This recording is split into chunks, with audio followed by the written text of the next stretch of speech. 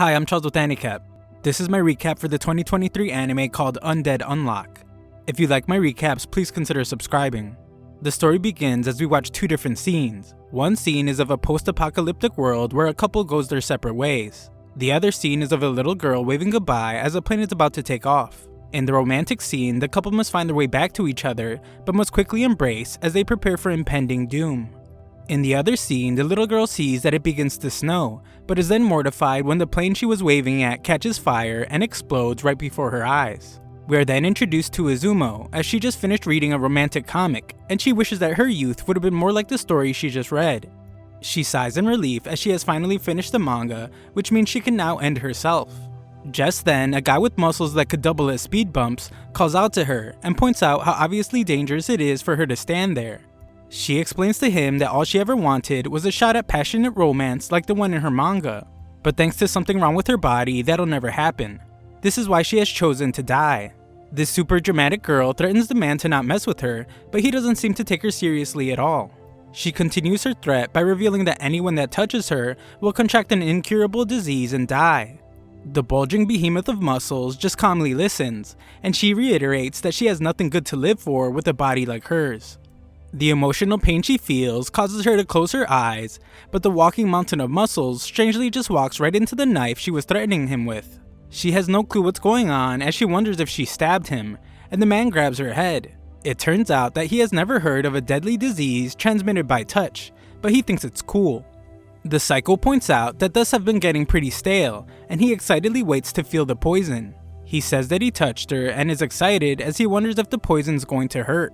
She tells him that her unluck is coming, and the guy is shocked as the cement beneath his feet breaks and his body gets introduced to a speeding train. Izumo is completely beside herself as she apologizes to the stranger for doing it again. She condemns herself for dragging another person into her problem and blames herself for taking too long to end it all. However, she is shocked to hear the guy's voice again and even more startled when his head rolls over to her. This guy is way too excited for someone that was just decapitated, and he realizes that this disease stuff she said was just a front to protect others. Izumo then watches in utter disbelief as the guy propels his head forward with his blood and reconstructs his own body. The human blood rocket determines that it's his lucky day since he found someone like her, but she isn't listening to a word he is saying. She is still completely shocked and frantically calls him a zombie as she gives him a painful punch and runs away. This guy is quick on his feet as he manages to propel his entire body to capture her and explains that he is undead. He has some questions about the unluck thing she mentioned, but the cops are on their way. He tells her to hold on and takes off like a blood-fueled jet. He wonders if she was impressed with his leaping abilities and explains that he simply regenerated his torn off legs at high speeds and used the momentum to do it. Izumo completely ignores the regenerating psychopath and tries to get away. He just captures her again, but Izumo is quick to remind him that he's touching her, and he will trigger her unluck again. The guy won't be fooled though and correctly points out that he should be okay as long as he only touches her clothes. She just wants him to let her go, but he points out that it's a long way down, and all he wants is more information about her unluck. Izumo freaks out for a bit, but soon realizes that she was planning on dying that same day anyway. She claims that his threats won't scare her, so he has the brilliant idea to just spin her around at absurd speeds. Izumo can hardly stand the psychopath's torture, and she frantically agrees to tell him everything. Afterwards, her explanation starts 10 years ago when she was only 8 years old. Her parents were heading overseas on business and she was seeing them off. They said they'd be gone for a week, so they hugged her a whole bunch before they left. About half an hour later, their plane encountered unexpected engine trouble. All 270 people aboard, including her parents, died. It was then that she learned, although the degree of it varies, that people who touch her end up getting hurt. That's how she figured out that she caused what happened to her mom and dad. This is why she covers her bare skin from head to toe. She has a hard time speaking as this is a very personal thing she's telling this complete stranger, but he rudely interjects and hugs her. She wonders if he even listened to what she said, but he very much has. What he understood was that touching her brings out a stroke of unluck, and he has now decided to test it. She tells him that he needs to run while he still can, but it's too late and a fallen crate turns him into a banana pancake. Izumo takes this moment to get away from the flattened psychopath, but he quickly regenerates, unsatisfied with the results. Unfortunately for her, she slips on a banana peel and falls right off the building as the guy enjoys a snack. Izumo, in disbelief to be dying to a stray banana peel, the funniest sad way to die, points out that she never even had the chance to experience anything. As she falls, her precious manga leaves her pocket, and she begs and pleads that it not end this way. The ground is quickly approaching, so she breaks down as she finally realizes that she isn't ready. Just then, our hero appears to grab her and her book. He uses his strange ability to slow them down and tells Izuma that there's no way that he's letting her die. This is because he believes that he has finally found the power that will give him a real death. He reveals that he knows there's a rule she tried to hide from him earlier.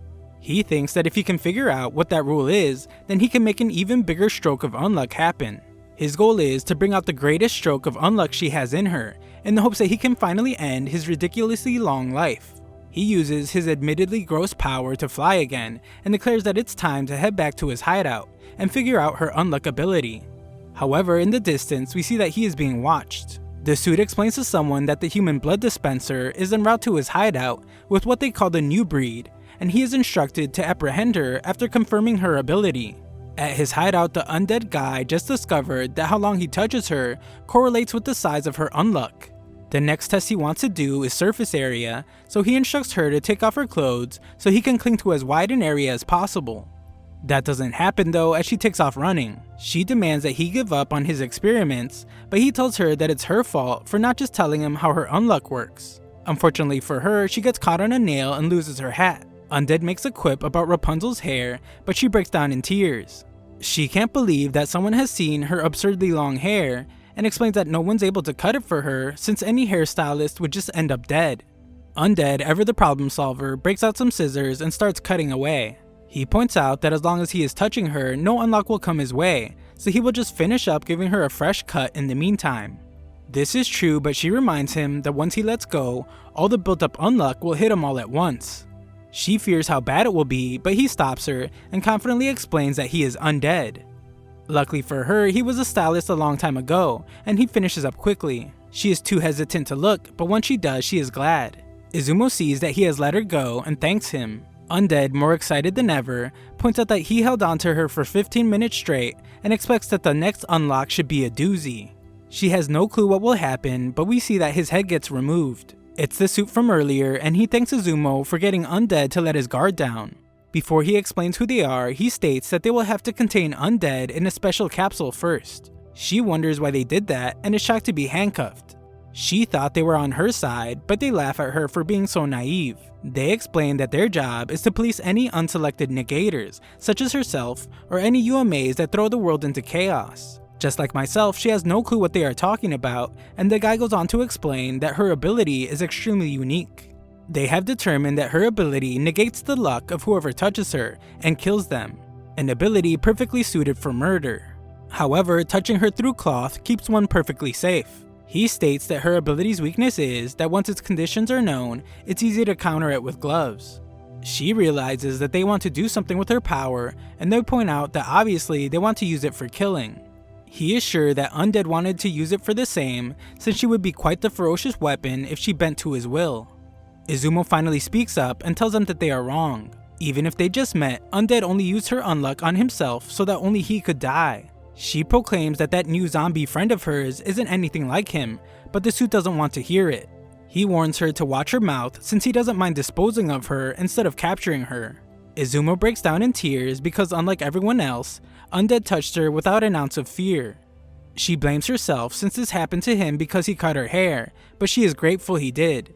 She thanks Undead, and just then, the suit holding Undead is struck by lightning. The other suits wonder if it was her Unluck, but determine that it wasn't because the requirements were not met. They assume it was a stroke of his own Unluck, but she tells them that they are wrong, and that was no fluke. Just then, Izumo's elated to see that Undead has returned, and the human blood rocket is furious. The suit states that guns are ineffective against Undead, and they have to attack him all at once to cut him down. Furthermore, he may be undead, but he's an amateur when it comes to combat.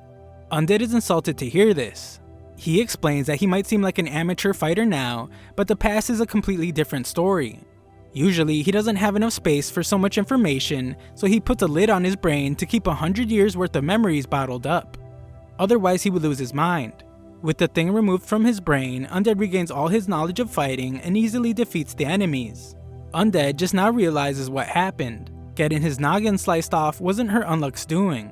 The Unluck for the haircut was actually that lightning bolt. That was completely unexpected, and Undead determines that he needs to test for time lag in her ability. The suit realizes now that Undead isn't so simple, since the skills he cultivated through his very long life are also his weapons. The suit determines that he will have to implement a rather underhanded strategy, and threatens to kill Izumo if Undead doesn't hand over his own head without regenerating. Izumo thinks that's pointless, but the suit explains to her that Undead seems to value her quite a bit. Undead is super disappointed that the guy won't fight him, since he thought it would be fun, and he shocks Izumo when he starts taking his head off. Izumo begins a dramatic speech about how she can't see any more people around her getting hurt, but Undead isn't listening and already chopped his head off. Undead states that he doesn't care a single bit about her emotions. He had fun all day and wants them to party up again if they somehow see each other again in the future. Undead hands over his head, which causes his body to be destroyed. As his head flies in the air, Izumo begins to think about how the truth is she does know how to trigger the biggest stroke of Unluck. She frees herself from the suit, but thinks about how her plan might not go so well. She leaps into the air to give Undead's head a kiss on the cheek, leaving the suit to wonder what she did. She tells him that it was nothing special. She just thought it would be nice to cast all worries aside and touch someone. She knows that her Unluck is coming, and the suit has no clue what she is saying, but Undead seems to figure it out. He tells Izumo to get out of there as he regenerates, and tells the suit that he is done for. He explains that the moment the suit ran into the two of them, his luck ran out. Outside, the sky begins to light up, and Undead holds the suit as he looks up at the marvelous sight. It's a meteorite, and it completely destroys the entire building. Afterwards, Izumo worries about the zombie, but he would soon emerge from the smoke. His lighthearted attitude never changes, as he happily states that he has never taken a meteorite to the face before. She's glad to see that he is alive, and he compliments her on her good luck. The two finally introduce themselves, but Undead doesn't have an actual name. Izumo decides to give him one and chooses Andy because he's Undead. He couldn't care less and is just amazed to see that a kiss caused all that destruction. Sometime later, Izumo, whose first name is Fuko, thinks about how her Unluck always gets people killed. Because of this, she always felt that she didn't deserve to live. However, that's when she met Undead, who found her amusing. At first she hated it, but being with him helped her feel like she could keep living a bit longer. That feeling didn't last long, however, as she learned how crude Andy is. His obsession for drawing out the biggest stroke of Unluck has caused him to come up with an idea. He points out how a simple kiss did massive destruction, and determines that being more intimate should bring a massive stroke of Unluck with unlimited destructive possibilities. Andy doesn't want to waste any time, but Fuko is furious. She feels like he only thinks of her as a tool for dying, and tries to figure out a way to get out of the situation. Fuko comes up with a solution, and that is likability. Andy has no clue what she is talking about, so she explains that aside from her mom, dad, and him, she has also kissed her granddad, who as a side note had fake teeth so scary they could give a nightmare its own dreams. The only thing that happened to him from her kiss were sprained ankles. He passed away 3 years later, but there was too much of a time lag for it to be her Unluck's fault. Fuko determines that this must mean the more she likes a person, the bigger the unlucky event becomes. That means if he keeps trying to be intimate with her right now, then she will end up hating him forever, which will then lead to a crummy Unluck and he will lose his shot at a proper end to his life. Our boy Andy instantly realizes what the mission is. He tells her that all he has to do now is make sure she doesn't die till it happens. She wonders what he means by it, but he's already on the move. Moments later, Fuko is shocked to be in an impressive armory with enough weapons to make John Wick blush. And Andy explains that he set up places like this all over the globe so he can battle it out with certain guys whenever he needs to. She has no clue who those guys are, but there's no time for questions. The gun-loving maniac protects his precious bringer of death by dressing her up like she's preparing for the apocalypse. She is now bulletproof, stab-proof, and even resistant to chemical weapons. He explains that it's a countermeasure against the guys that attack them. They are an organization that polices unidentified mysteries like themselves. To them, they are the ones that they have to keep in check, and it's almost guaranteed that a second group of them will be showing up soon. Fuko thinks they might have scared them by bringing down a meteorite from space and all, but Andy states that there's no chance that they are scared. The organization has massive firepower of their own, people just like them. Guys and girls who negate the rules of this world, aptly called negators. This organization got a front row seat to their Unluck and Undead abilities, but the abilities of the organization members are unknown. They don't stand a chance, so Andy has decided that they need to run. He reveals that 50 years ago, those negators caught him and messed him up pretty bad. He spent the next 10 years in a lab getting his body tested on constantly. This makes Andy really curious about what they would do to Fuko if they caught her.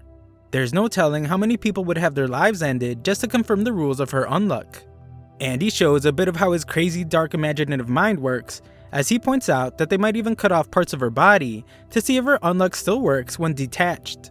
Fuko can't stand hearing that and instantly agrees that they need to run. They ride off on their adorable tandem motorcycle, and Andy shows that he can get hyped no matter what the situation.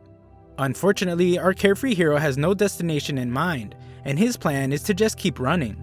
Fuko feels like without a plan, it's only a matter of time before they are caught, and she is already enough of a liability to him.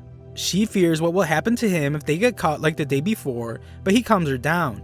He explains that till she falls madly in love with him and gives him the biggest stroke of unluck possible, he promises he won't let her die. Fuko is shocked that he hasn't given up on her falling for him, but our confident protagonist guarantees it will happen. Just then, the sky tears apart like a phone screen in a world without cases, and Andy explains that that is how they warp. The guys that captured him 50 years ago popped out of one of those skyhole things too. Something huge emerges from it, and Andy, recognizing it immediately, calls them the Union. The giant robot of destruction does some serious damage, and Fuko tries to rush towards Andy. However, she is pulled by a guy that can clearly tell she likes Undead by the way she was running. She determines that he must be an enemy, and is shocked when she realizes that her legs won't move. The robot tells the guy to end the girl's life, since her orders are to capture Undead and dispose of Unluck. The guy wants to chat with her for a bit though, but this only gives Andy time for a surprise attack. He goes in for a powerful strike, but Fuko is shocked when his body just stops moving. The guy with a neck as thick as a tree trunk promises that he isn't to blame, and Andy realizes that his body won't budge at all. Specifically, his arm, legs, and torso. RoboCop lands a powerful punch, but this makes Andy realize something, as he can now move his body again. Fuko tries to tell him that Nexzilla behind her is the movement stopper since he is stopping her from moving, but Andy points out that she is moving her hands right now. It's only her legs that aren't moving, so the two are definitely not related. He explains that both of these guys are external targeting restraining type negators. They seem similar, but their ranges and abilities aren't. RoboCop in his suit paralyzed his body, and he assumes that the blue-haired dude has her will. The problem is, he doesn't know what exactly they're negating to pull this off. The guy with a neck so thick he could wear a hula hoop as a choker is impressed that Andy figured out that much. However, he points out that simply knowing that doesn't mean a thing. Andy doesn't seem to care whenever that guy talks and takes a punch to test his theory. He finds that he is right since he can move just fine after getting hit, and determines that all he has to do now is get hit, fix himself up, and punch the robot back. The overgrown toaster calls him an idiot, and the two go back and forth exchanging punches. The blue-haired guy is impressed by Andy, considering he's enduring an immense amount of pain, but can't help but point out how outrageous his fighting style is. Fuko is frustrated when she wonders if they're going to get chased by people like them forever, and he tells her that it's only if they manage to keep getting away. He points out that the meteorite they used didn't help their case, since it made their capture priority levels rise to 8 on a scale of 10, and she was only a 5 when she was first discovered. Now, no matter how many hunters they avoid, there will always be other menacing people gunning for them. She is shocked to hear that he means other negators like themselves, and wonders why they aren't being hunted like them. Just then, the robot uses boosters to power up his punch and knocks Andy's head off. The guy with a neck so thick all his scarves file for early retirement is glad to hear that they have piqued Fuko's interest. We finally learn that his name is Shen, and the robot wants him to stop answering her questions. Shen thinks she has the right to know and tells her that there are 10 members. They belong to the Anti-Unidentified Phenomena Control Organization, aka Union. Within its ranks, there's a special team made up of 10 negators. Once in, negators are exempt from pursuit on the condition that they commit to carrying out missions. There are a few tests that need to be passed first though. Fuko is excited to realize that they could be safe if they become members, but the robot threatens her and explains that all the seats are taken. As long as there are no vacancies, the roster sees no additions or changes. Any negator who isn't a member is a UMA who throws the world into chaos, a monster. The robot prepares to end Fuko, but Andy instantly saves her. He listened to everything.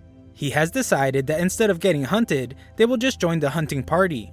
He is super hyped about it and explains that they will just destroy these two guys to make space for them on the team.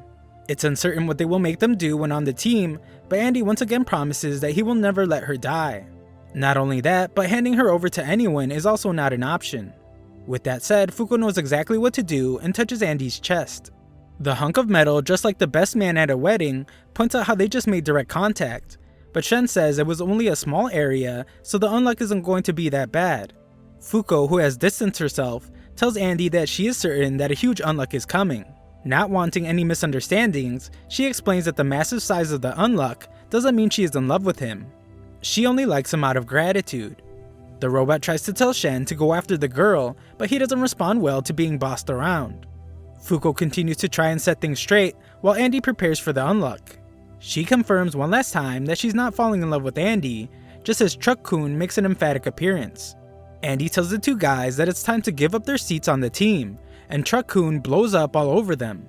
They just barely manage to escape, and Andy leads them on a chase. He explains that negators either negate their own rules or those of others. When fighting against external targeting negators like them, you have to figure out what they are negating as soon as possible. Andy shows that he's actually quite smart, as he is determined that when the Jumbotron gets an attack stance, he negates his movements, which should mean its power is called unavoidable. Shen is still a mystery though, since he was able to restrain Fuko without any kind of specific movement. He decides to stay hidden and use some hit and run tactics till he figures them out. Andy prepares for an attack we haven't seen yet, but is shocked to find that the building is filled with dynamite.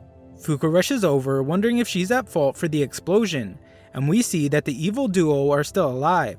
The robot has had enough of the girl, since unless they can predict what will happen, her unluck is not a weapon, it's a disaster. However, he decides that he will destroy the defenseless Andy first. He tells Shen that their mission is almost complete, but is shocked when he realizes that Undead is actually the one behind him. Andy tells him that he can have his hand, since body parts that he loses disappear in 30 seconds anyway. Andy prepares his next attack by biting down on his own finger. He bids farewell to Unavoidable and sends his fingertips straight through its robot brain. Andy calls this his parts bullet. He uses his regenerative power to shoot his half-torn body parts like projectiles. He shows that he completely figured out the robot by pointing out that each time he got an attack stance, he negated his opponent's ability to avoid. Strictly speaking, he only stopped muscle movements while it was in effect. Unfortunately for the tin can, he couldn't stop Andy's regeneration.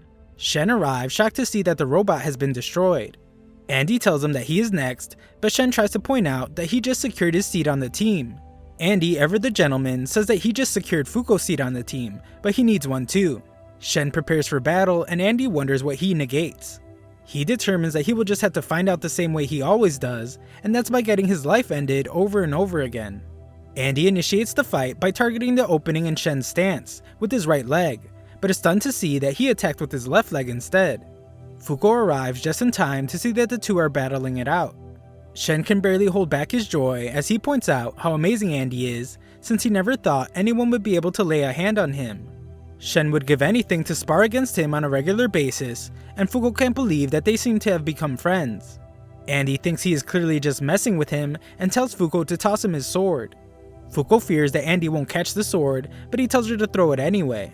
Andy continues fighting and states that he may not know exactly what Shen negates, but his power is all about opposites. Shen purposely teases a gap in his defenses and prepares the defense on the opposite side. Right goes left, up goes down. It's incredibly annoying, but Andy determines that's all there is to it. Andy catches his sword with his neck just after figuring out his opponent, and goes in to end the fight. Unfortunately, he is somehow stopped. Shen explains that it was only for a split second, but Andy hesitated on whether or not to cut him down. Shen is surprised since despite being alive for nearly 200 years, Andy still hesitates when it comes to ending people. Either that, or perhaps he didn't want little Miss Unlucky to see him take someone's life.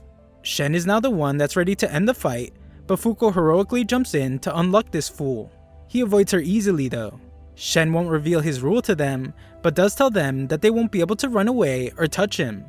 His power works on their deep psyche, so it's no use trying to resist. Andy scolds Fuko for jumping in, but she points out that she was just trying to help. Shen asks which one of them will be joining the team, and Andy doesn't even hesitate as it's clearly Fuko. Andy is prepared to be taken away to a lab to be tested on, but Fuko reminds him how poorly they treated him and wonders why he would volunteer to go again. He explains that she wouldn't last a day there, but she is worried he might never be able to escape again. He tells her not to worry though, since he guarantees to slip out before she dies, even if it ends him. Even if she becomes a hunchbacked old bag, he promises to win her heart. Andy tells the two of them to leave already, but Fuko tells them to wait. She tells Shen to look away, but he explains that he can't since it will undo his ability. She tells him that he has to, and shocks everyone when she reveals that she's going to get intimate with Andy. Andy reminds her that she has to fall head over heels for him first, but she tells him to shut up. Because of how messed up her body is, she has never experienced even a tiny bit of romance. She has no clue if she has fallen for him or not, but he is someone that is willing to fight for her pitiful sake until he's a bloody mess. This is why she can't just abandon him without giving up something that just might give him the unluck he needs to end himself. She dramatically apologizes for not being able to do more to repay him, but this just makes Shen break out in uncontrollable laughter. Their relationship is hilarious to him, especially since they just met one day ago. They're such a comedic duo that Shen thinks splitting the two of them up would be a capital offense. Instead, Shen shockingly states that he will have the two of them kill another one of the members on his team. If they do, he will put in a good word for both of them.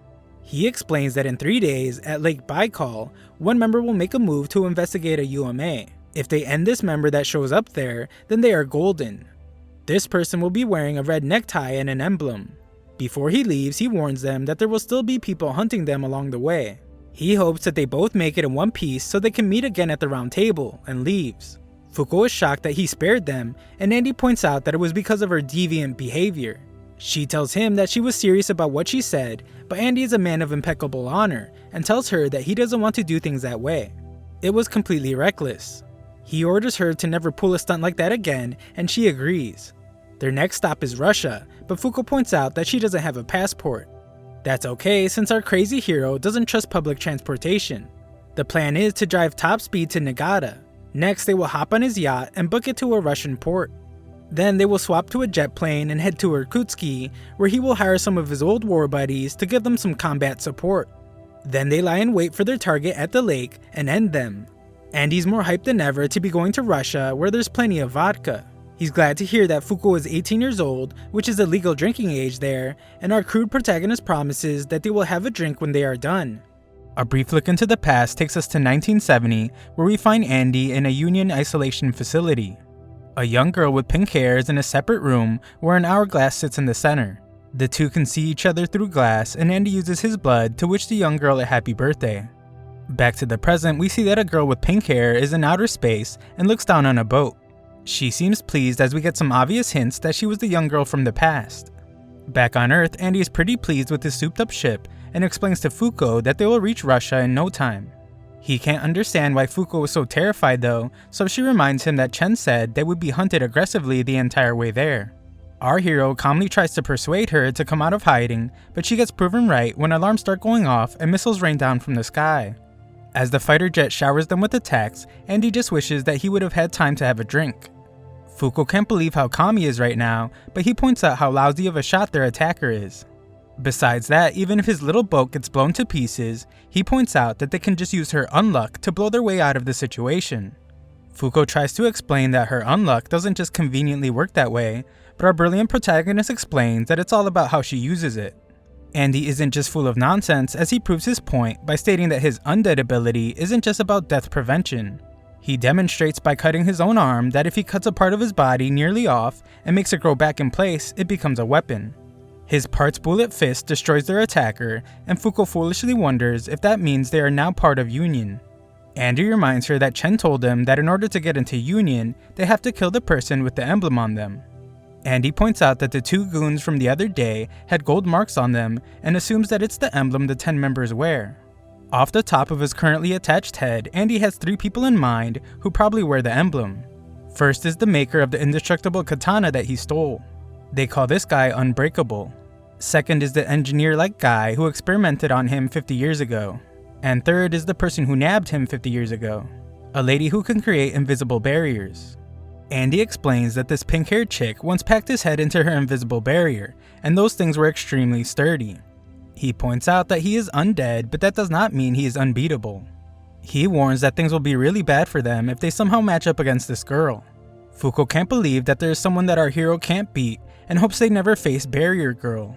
Our always positive blood dispensing protagonist states that he couldn't care any less about all that. No matter who gets in their way, they will do whatever it takes to get to the lake and kill their target.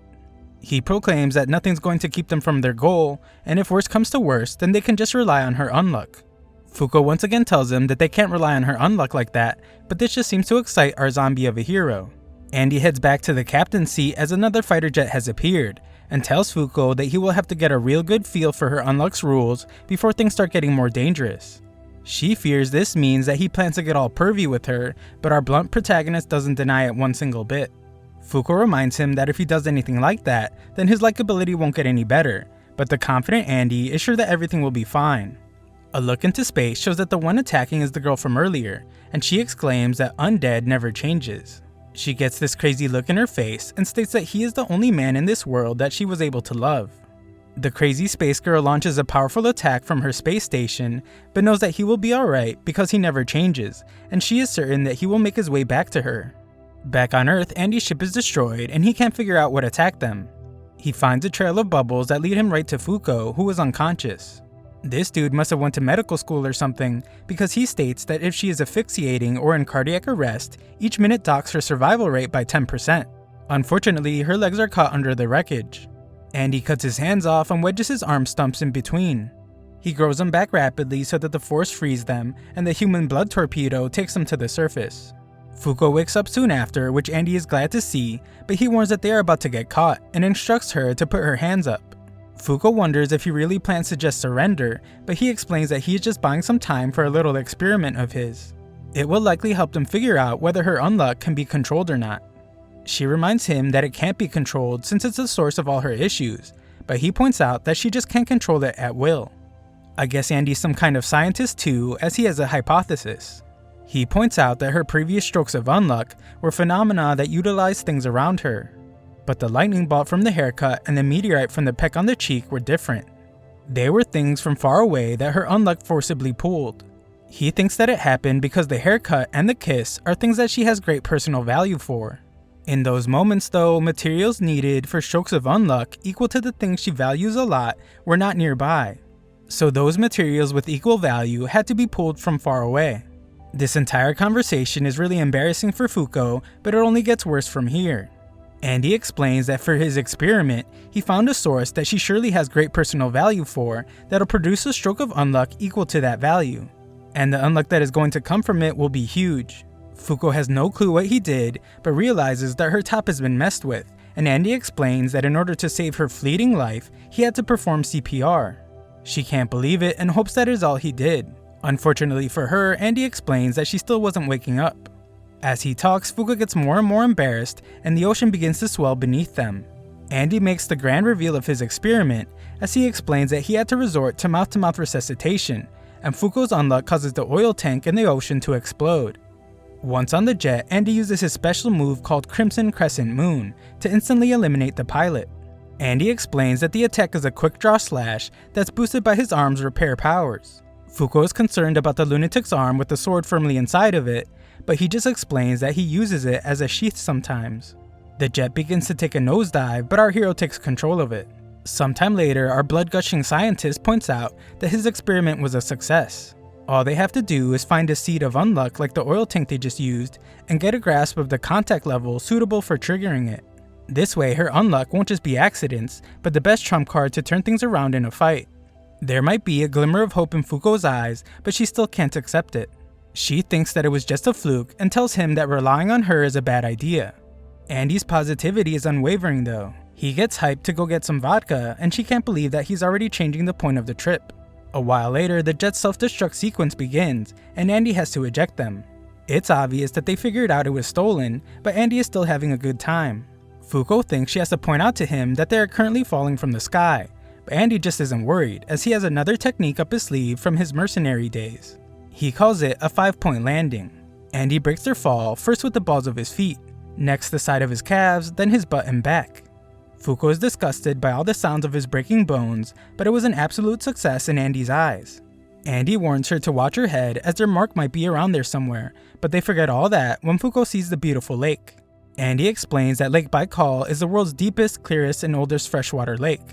People from the organization are going to be there investigating a UMA, which makes sense as it's a pretty good spot for unidentifieds to hide out.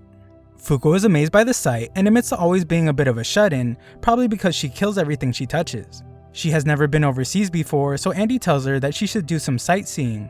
They don't have to worry about the Union either, since they won't make a move with all the tourists around. Operating in secret is more their style. Andy heads off to track down his old war buddies, since they'll be sure to give them the backup they need, but Fuko stops him for a moment. Her concern is about them joining the 10, and wonders who they will have to take down this time. The robot they defeated the first time clearly deserved it, but she wonders what they will do if their mark is a nice person this time.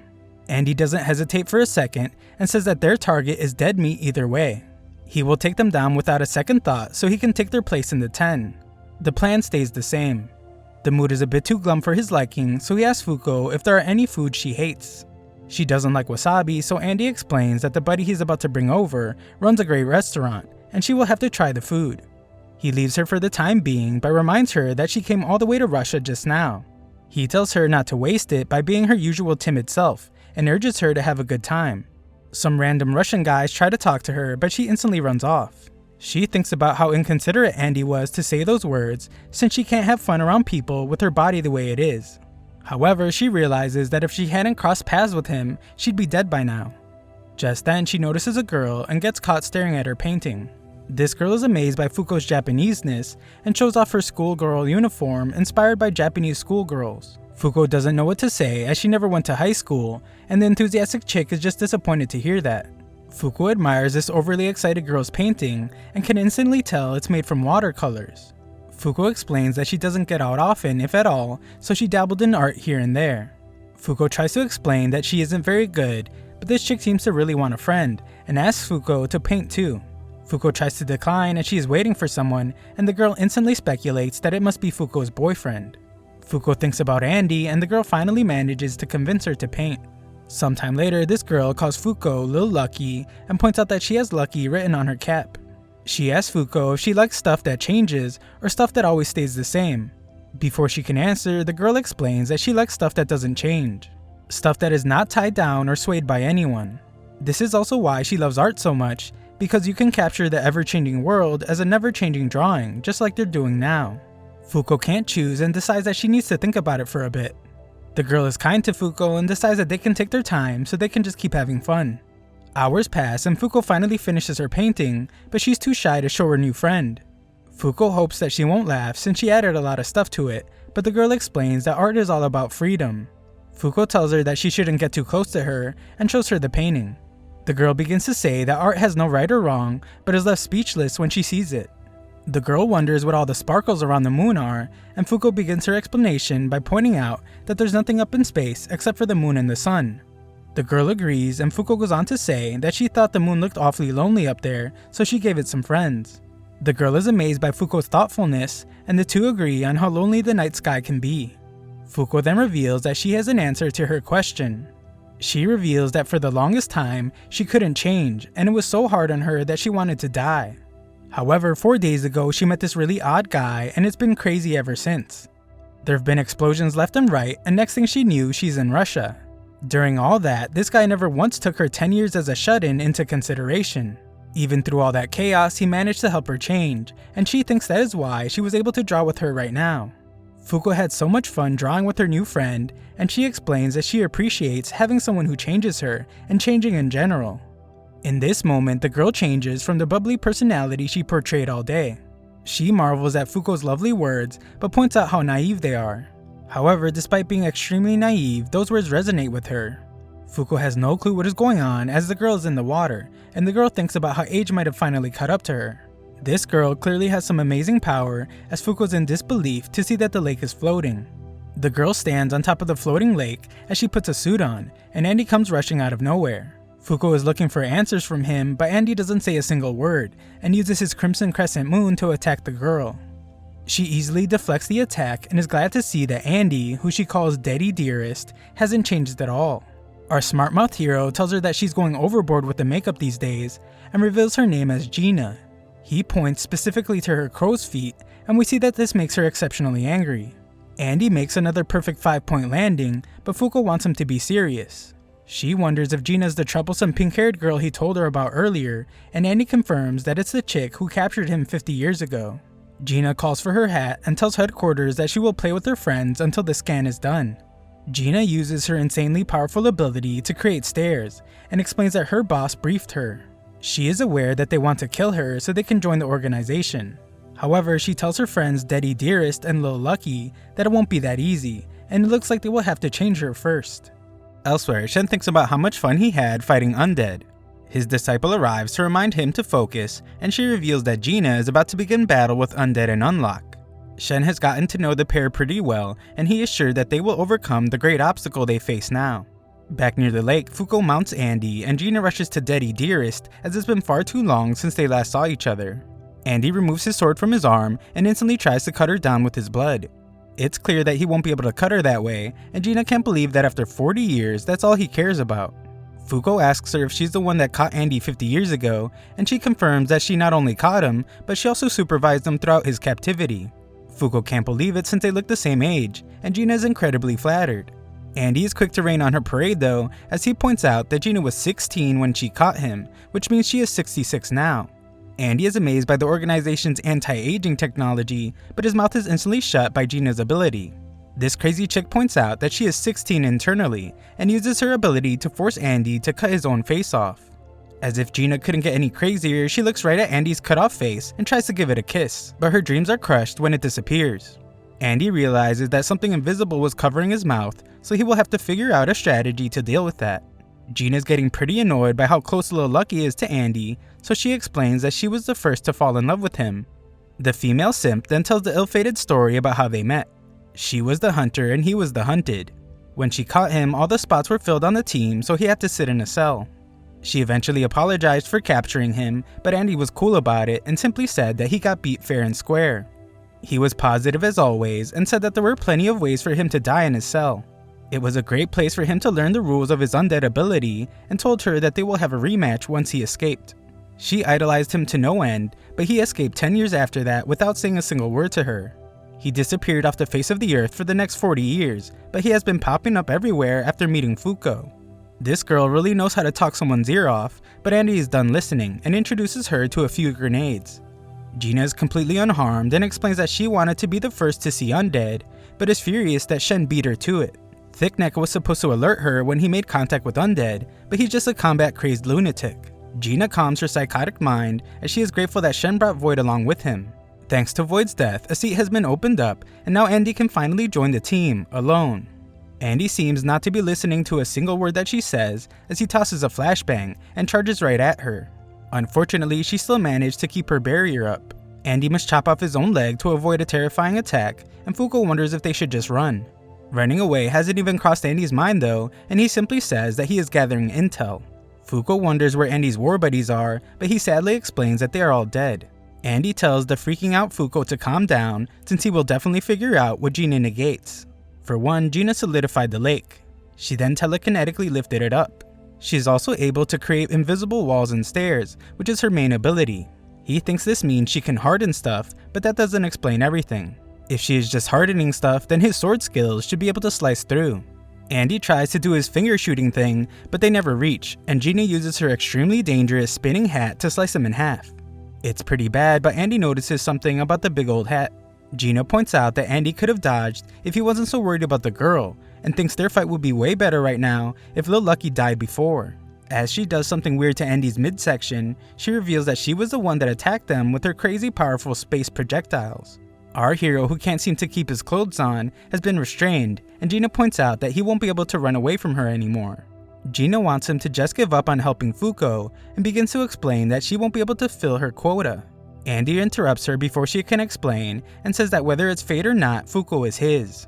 Fuko glows red, and Andy explains that he ain't letting her die until he does. Gina proves to be even more of a lunatic than Andy, and says that she will just have to take his head like she did 50 years ago, then he will be hers forever. Andy prepares to take off, and explains to the very concerned Fuko that he has figured out what Gina negates. Andy then shocks everyone as this crazy son of a gun shoves a grenade in his mouth, and uses his parts bullet attack on his own head to launch it sky high. He instantly regenerates his entire body, only to blow it up 1 second later. The jaws of both girls drop to the ground to see this maniac blow up his own body, causing blood to rain down from the sky. Andy reveals that Gina is able to negate an object's change in form. All her invisible attacks have been negating the change in the air itself. However, covered in all his blood, it's as clear as day. Fuko just manages to catch Andy's severed head, and he reveals that Gina's ability is called Unchange. He is correct, but Gina points out that he can't do anything about it. Andy explains that he isn't alone though, and regenerates himself inside of Fuko's shirt. Andy determines that those giant hands Gina uses are a result of her fixing the air in place. He is right again, and Gina explains that not even he can slip from their grasp once they take hold. Andy knows he can't get to her, but they are not out of options. He tells Fuko to cover as much surface area as she can, but this makes Gina furious, as it's no way for a girl to act in public. She realizes now that Fuko has seduced Undead with her womanly ways. She couldn't figure out why Andy would keep such a weak girl around, but everything is clear now. The very bitter Gina tells Fuko that she won't be able to keep her figure after 20 years, but that's not a problem for herself as she has the Unchange ability. Andy knows that she is full of it though, and points out that Gina is an external targeter.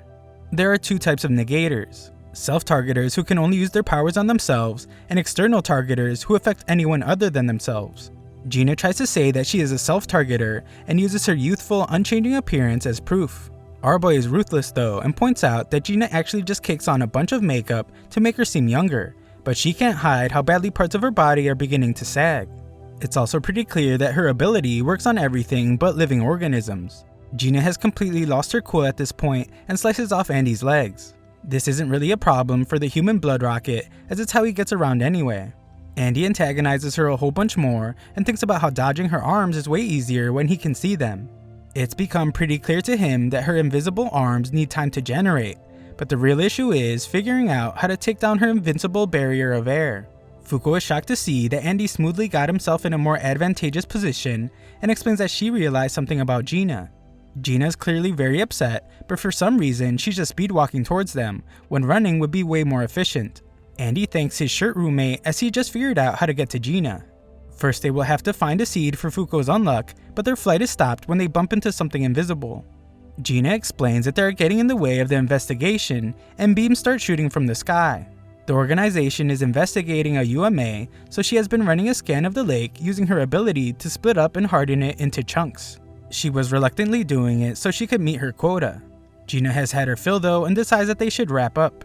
She then explains that the prey that replaces the UMA will be Lil Lucky. Gina then reveals that a giant spacecraft was there the entire time. She points out how Fuko said that she liked change, and reiterates that she hates change. Gina wishes more than anything that she could be the person she was 50 years ago, and wants to be with the person she loves forever. She vows to remain in the organization forever so she can keep chasing him forever. She explains that death is the biggest change a person can make, so if that's what Andy wants so bad, then he will have to do it over her dead body. Gina goes in for a ferocious attack and manages to do some serious damage.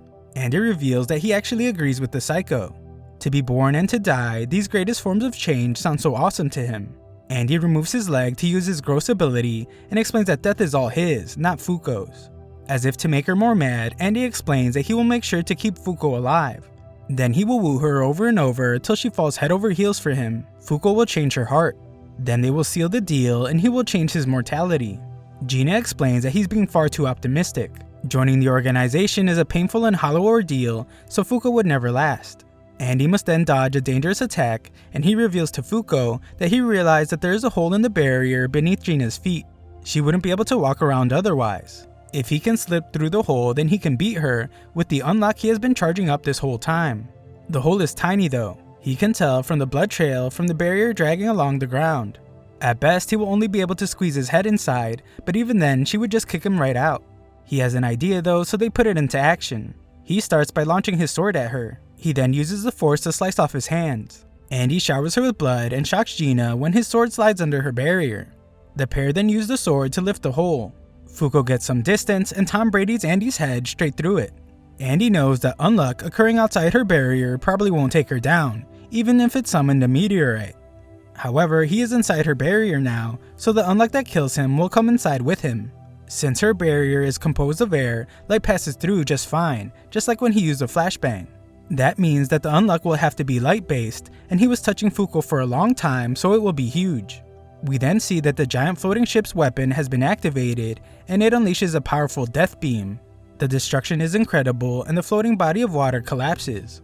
Fuko realizes that Gina's power has been released and rushes to find them. Gina's in pretty bad shape, and Andy ruthlessly plans to end her. Gina has accepted her fate, and Fuko arrives shocked. Andy explains that he chose not to put her out of her misery, and she doesn't have much longer anyway. Fuko is stunned, but Gina explains that she was prepared for the worst when she joined the fight. She then finally concedes that she wanted change. She was at the Union's mercy, she was at their beck and call. She has captured and executed so many people, and yet not a single thing changed. Not the world, and definitely not herself. She thought that their mission was to prevent change in the world. Gina believed that that was her life's mission, but now thinks she was wrong. She sadly states that she thought Fuko's painting was so beautiful. It made her see things she never thought she could. Her condition is only getting worse, so she tells the two to leave. The anti-aging is starting to wear off, and she doesn't want to be seen in such a hideous state. She tells them not to worry about their seats in the Union, since they are as good as in. Andy, never one to listen, takes Gina in his arms. She tells him to stop as she is embarrassed about how she looks, and doesn't want the closeness now that she looks this way. Andy calls her a foolish girl though, and tells her that a few wrinkles aren't going to change how beautiful she is. They hold each other closer and share an intimate moment. Afterwards, our heroes mourn Gina's tragic death, and Andy explains that she always had a death wish. She would always put up a tough act, but every time she would come to his cell, she would express how she hesitated to end people's lives. She would always say that she was probably better off dead. Andy would joke about putting her on his hit list when he got out, and she would always get excited about it. Looking back now, he realizes that she was serious, and he thanks Fuko for granting Gina her wish. Fuko is still upset and wants Andy to make a promise that they will try to change things so no one else suffers like Gina did. She desperately wants to change Union, so our enthusiastic protagonist agrees to do it, and says it will help make Fuko fall in love with him too. Fuko begins to wonder if they can really do it, but our boy is already planning it out. He explains that the Union will be arriving at any time, so their first order of business will be to scope out the Union's hideout from the inside. They prepare to have a toast for Gina, but a horrifying creature emerges from a portal, stating that it has come to pick them up. It came much sooner than Andy expected, so the two find themselves falling right into the Union's meeting room. Fuko is shocked to see Andy chomping down on his own fingers, but he just explains that he's saying hello. Andy wants to end all of them at once with his finger bullets, but these Union members are not to be messed with, as they are completely unharmed. Our duo land in their seats, where Andy explains that everyone would have saved a whole bunch of time if they all just dropped dead right then. Our favorite tree trunk neck Shen points out to everyone how interesting the two are, just like he told them they would be, and the member named Yuiz welcomes them. The two are finally going to have their drink, but Andy is instantly obliterated by a robot mega punch of death. The punch came from Tatiana, a robot who is clearly furious as she is practically hyperventilating. The gun wielder named Billy tries to calm her down, but she can't contain her rage as she points out that these two killed Gina. She wants Andy to pay, but Billy reminds her that fighting among members is forbidden. Andy is glad to see at least one of them has a temper, and we see that he managed to somehow get an attack in while being punched, as Tatiana's hand falls apart, but she easily repairs it. Yuiz demands that they stop, and Tatiana aims her weapon at Billy against her will. Andy aims his sword at Fuko's neck and can't understand how his arm is acting on its own. Yuiz is clearly the one doing it, as Tatiana begs her to stop, as she doesn't want to end Billy's life, although Billy's confident he won't die. Andy can clearly tell that this person is powerful and agrees not to fight with them as long as she stops her ability. She stops and Andy apologizes for putting Fuko through that, but explains that they got some very valuable information from it.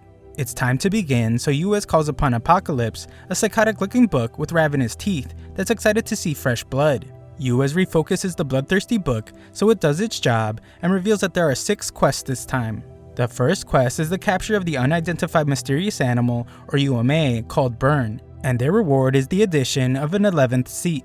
The second quest is the capture of the UMA Eat, and the reward is the location of the negator Unburn.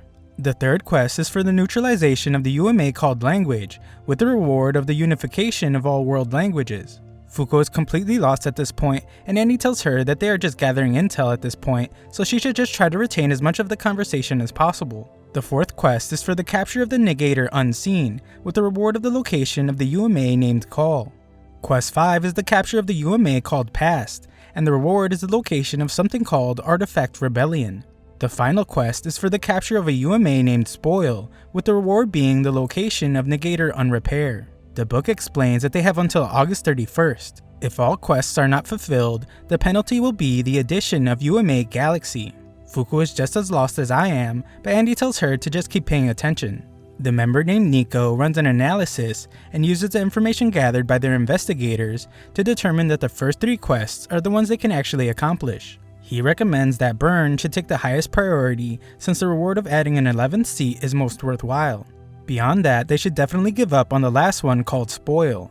They are severely lacking in information on Spoil, so they would only end up losing members. Yuz decides that they will focus all their power on the first 3 quests. They will focus on strengthening their forces this time and just take the penalty for failing to do the final quest. Fuko takes it upon herself and asks the member named Top what the crazy looking book even is. Top explains that Apocalypse is the first artifact found on Earth. When Negators sit in every seat at the round table, it opens and forces a bunch of difficult tasks on them. If they clear the quest, then they get a reward, but if they fail, they get hit with a penalty.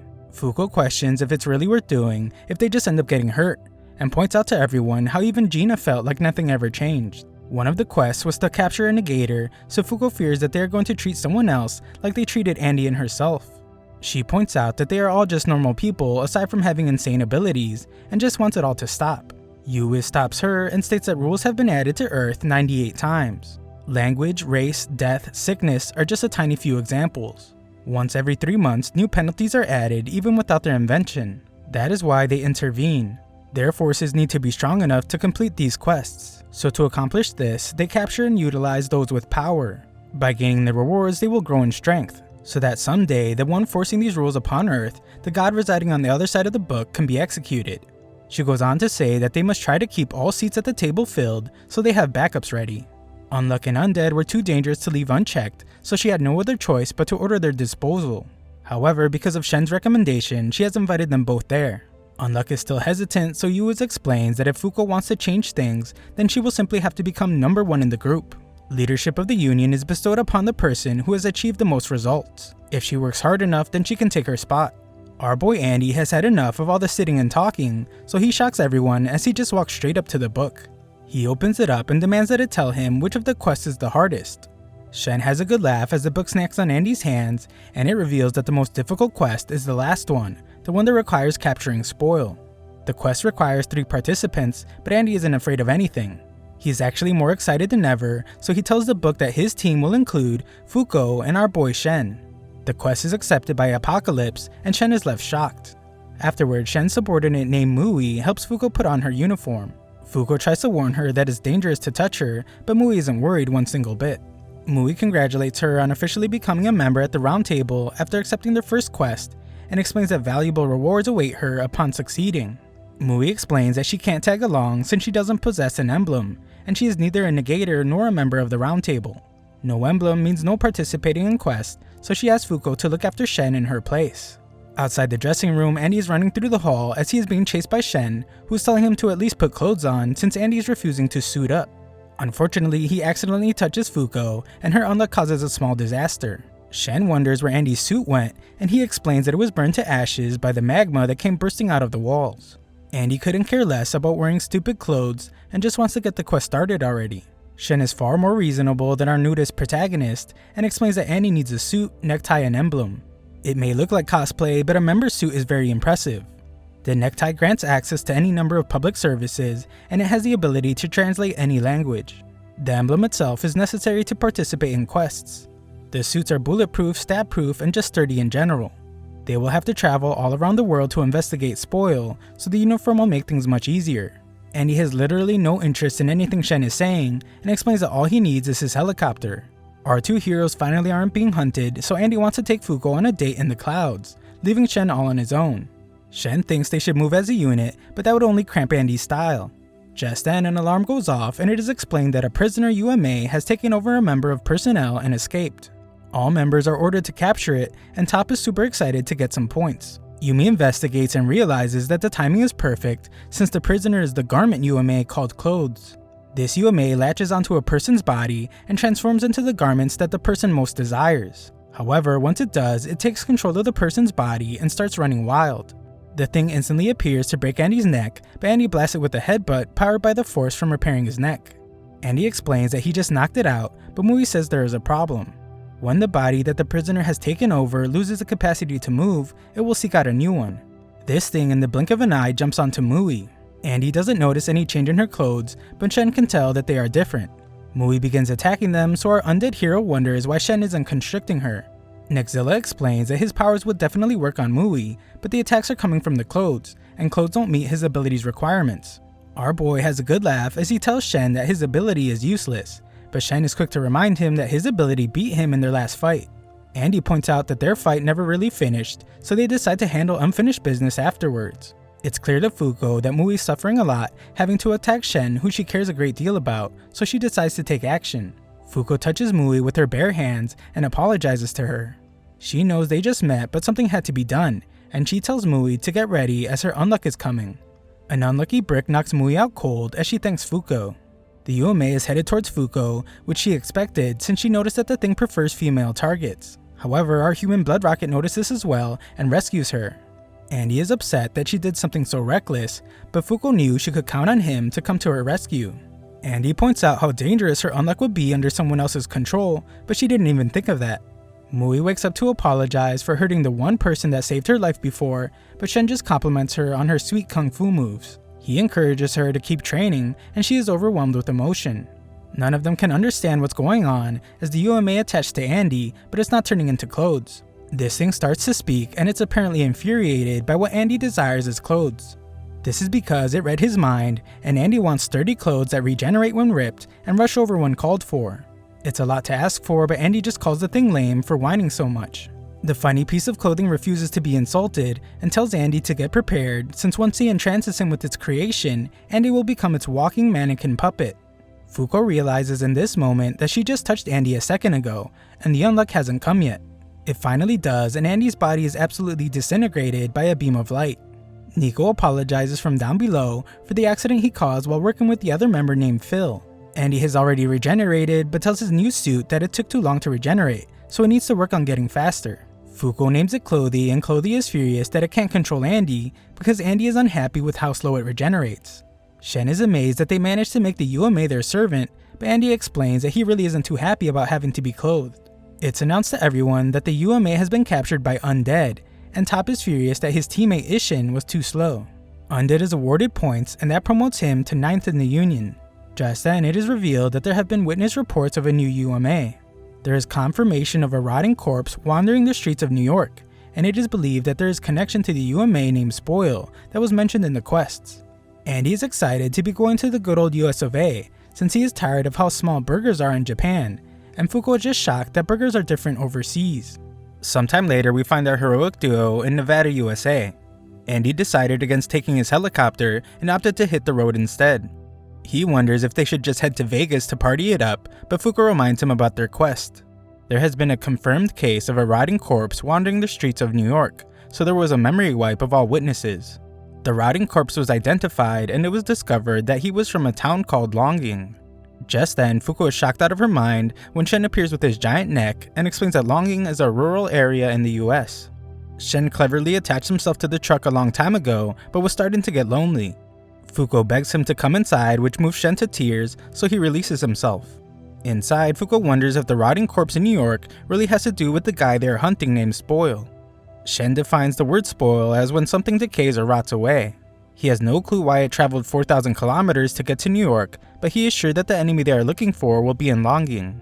The UMA Spoil and his legion of homemade zombies. Fuko is terrified, but Shen explains that their investigators scoped out the town ahead of time and sent him an audio clip from when they set up a barricade. She wonders if the investigators made it out okay, but she becomes even more terrified when he doesn't answer. Instead, he just plays the horrifying audio clip. In it, the investigators encounter the Walking Dead and become frantic when they start coming after them. The investigators tried to fight back, but they were overwhelmed. They can be heard screaming in agony just as the clip is cut off. Fuko is left shaking in fear, and Nexzilla wants to hear Undead's opinion on the situation. Shen points out that Andy will have to go all out against this enemy or they will lose, but Andy isn't the least bit afraid. That night, Shen can tell that Fuko is having a hard time sleeping, so he tells her not to worry since he and Andy will take care of Spoil. However, Fuko reveals that she wants to help. Shen assumes that it's to earn points to help Gina's cause, but that isn't it. She actually wants to help because of the reward they will get from capturing Spoil. The reward is the location of the UMA known as Unrepair. Fuko hopes that this Unrepair person might be able to give them a clue that will help Andy finally die like he has always wanted. Fuko wonders why Shen is there, but remembers that he was forced by Andy. Shen acknowledges that that was part of it, but he actually has another reason. This appears to be a very difficult quest, so he hopes that he finally might be able to see someone, not just the half-hearted version of him that they know, the person that the Union refers to as Victor, God of Victory. The next day, they arrive at Longing, which has been barricaded. Shen and Fuko agree that they should proceed with caution, but our boy Andy has noticed that there is a wall in the way and makes them a nice little entrance with a rocket launcher. This of course attracts all the zombies, and Shen points out that that wall was supposed to contain them. Andy closes his windows shut and asks Shen if the zombies can be reverted back to human form. It's impossible for them to become human again, so this just excites Andy, as he doesn't have to hold back. Andy tells Fuko to brace herself and borrows Truck-kun's immense power to isekai the horde of zombies. Andy keeps his endless intensity going as he goes flying through the windshield to slice off some of his own limbs. He lands right at the center of a huge crowd of zombies and explains that he's going to finish them all off. However, he explains that if one of these zombies still has enough brain left in them to tell him who did this to them, then they should duck down right about now since he wants to have a chat with them. The human blood rocket then spins himself at crazy speeds and slices off the top parts of all the zombies. However, Andy sees that one of them actually ducked down, and he's glad to see that not everyone has been completely spoiled. Andy has this one zombie hilariously follow him to the truck and tells his team that all they have to do is have her lead them to Spoil. Fuko is ready to tag along, but Shen stops her and reminds them that they should be proceeding with caution. Shen asks if Andy has any experience fighting UMAs, but our absent-minded hero can't remember fighting any. Shen explains that UMAs are different from negators like themselves. UMAs are the very rules themselves. It's common for them to suddenly ensnare people without rhyme or reason. Shen then reveals that his ability activates when he looks at his target from a certain distance. Fuko's activates when she makes physical contact.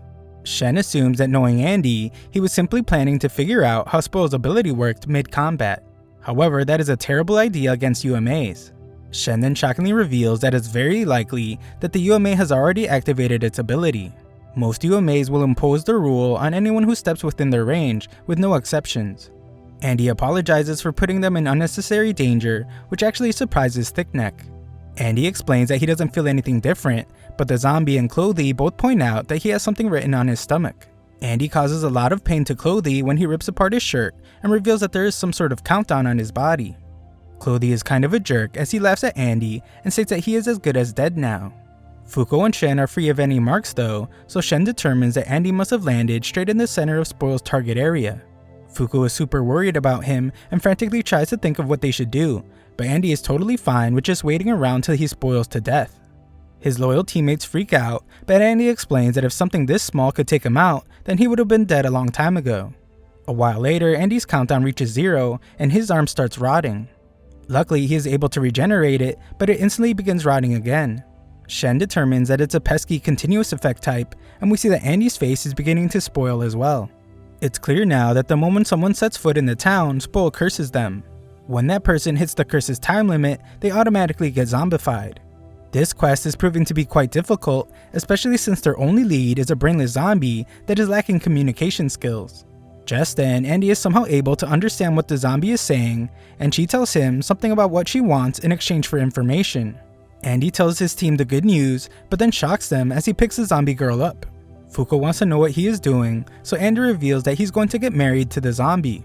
He assumes that he can understand her because he is half zombie now, and explains that this is the only way she will tell them where Spoil is.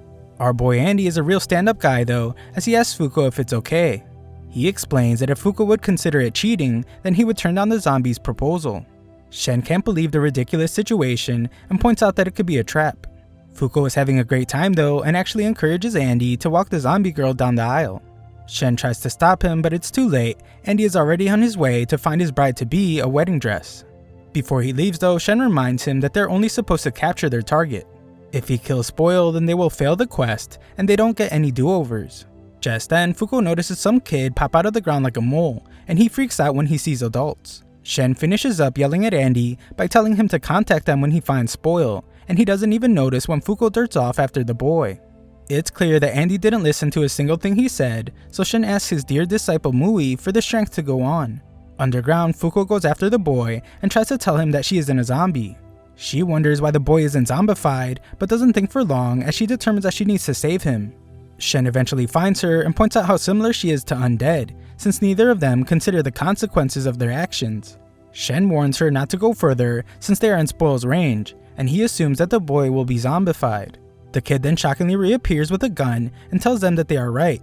He shows his timer and explains that his entire group is cursed. Shen analyzes the situation and wonders why the kid has more digits than Andy had. Fuko tries to tell them that they are not going to hurt them, but the kid calls her a liar.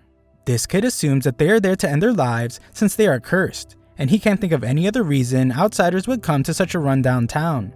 The kid explains that the fact that they are standing a safe distance from them is proof enough, but he is shocked when Fuko runs to grab him. She covered most of her skin so her unluck won't affect the boy, but unfortunately for her, she gets cursed. I guess Shen doesn't want to feel left out as he intentionally steps forward and gets cursed as well. At our boy's wedding, Andy compliments his future wife on how great she looks. He points out that a priest should be there to say till death do them part, but remembers that they are both spoiling away anyway. We see that these two somehow even have guests at this wedding, and his zombie wife just manages to say the words thank you. Andy says it's no problem, and he urges the crowd to show a little more excitement. The poor zombie girl then explains that her dream was to wear a wedding dress, so that is enough for her. She urges Andy to go and save everyone, all those in misery unable to die. She wants him to put them all to rest. In order to do this, Andy must end the monster that did it, and she points to the statue in front of them. Andy points out that his orders were to capture the thing, but admits that he can't refuse his bride's request.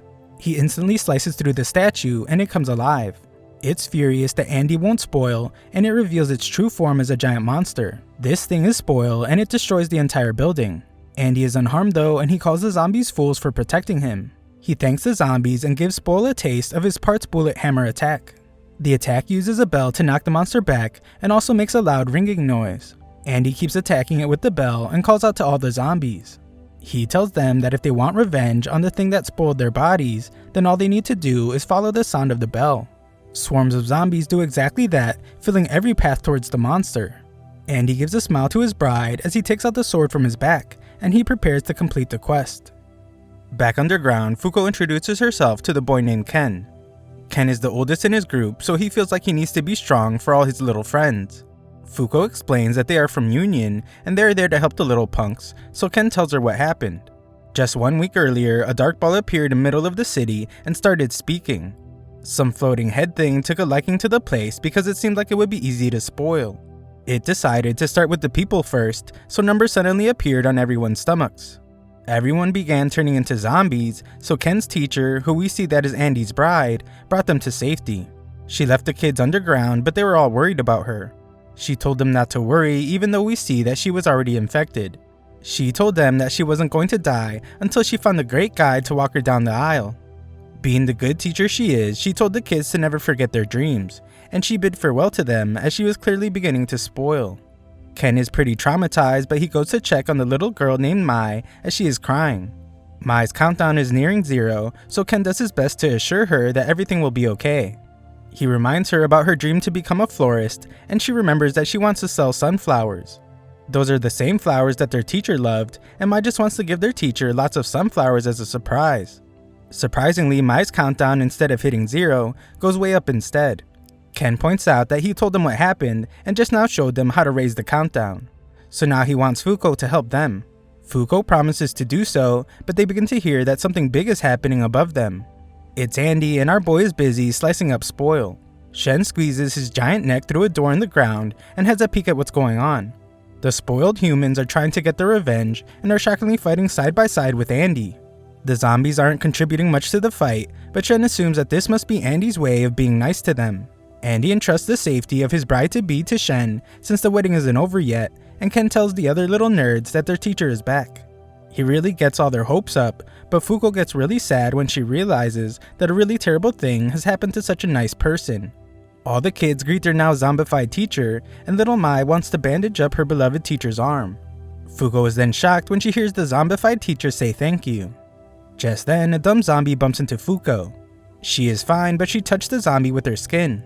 Andy is busy with Spoil, but he notices that the zombie affected by Fuko's Unluck manages to have the curse hurt Spoil with a falling sign. Of course, this gives Andy an idea, so he tells all the zombies that they will be changing up their strategy. Andy points to Fuko and tells all the zombies to go touch her. This will essentially turn them all into bombs, so they will be sure to do more damage than what they have been doing so far. Fuko is certain that not even zombies would sacrifice themselves like that, but she is wrong. The kid's teacher doesn't even hesitate to touch her. Fuko tries to fight it at first because it's just too sad, as she knows how nice of a person the teacher is, but she eventually understands. The teacher is willing to sacrifice herself for everyone, so Fuko touches her. Ken just sees his beloved teacher running into danger, so he tries to stop her, but Shen just uses his ability to stop him instead. Fuko warns that her unluck is coming, and it's going to be a big one. Andy watched it all and points out that he always knew she was the perfect bride for him. The teacher sadly lets out a scream of determination and imagines sunflowers all around her as she makes her way to Spoil. Spoil takes a hold of her and no one can bear to watch. The big dumb monster falls victim to Fuko's Unluck as it trips and falls right on top of a gunpowder shop. The explosion is huge and we sadly see that the teacher's wedding dress is burned away. Ken calls out to his teacher, but it's not safe as the fight is not over. Spoil is getting weaker though, so Andy unites everyone by telling them it's all of them versus the monster. Fuko refocuses and tells all the zombies to come and get some of this Unluck. The large crowd stampedes past her, and she does her best to touch as many zombies as she can, applying Unluck everywhere. Nextzilla has the kids wait in their little hole and sees that Fuko is hard at work applying her Unluck. Their plan seems to be working as Spoil is getting bombarded with bad luck, and Andy encourages everyone to keep up the intensity. Things are going pretty well, but Shen reveals that there is a problem. Both he and Fuko ended up cursed, and they need to resolve the issue quickly. Andy is pretty upset, but Fuko begs Andy not to blame Shen since it was her fault for rushing out. Andy determines that they have no time to capture Spoil, so they have to end its life instead.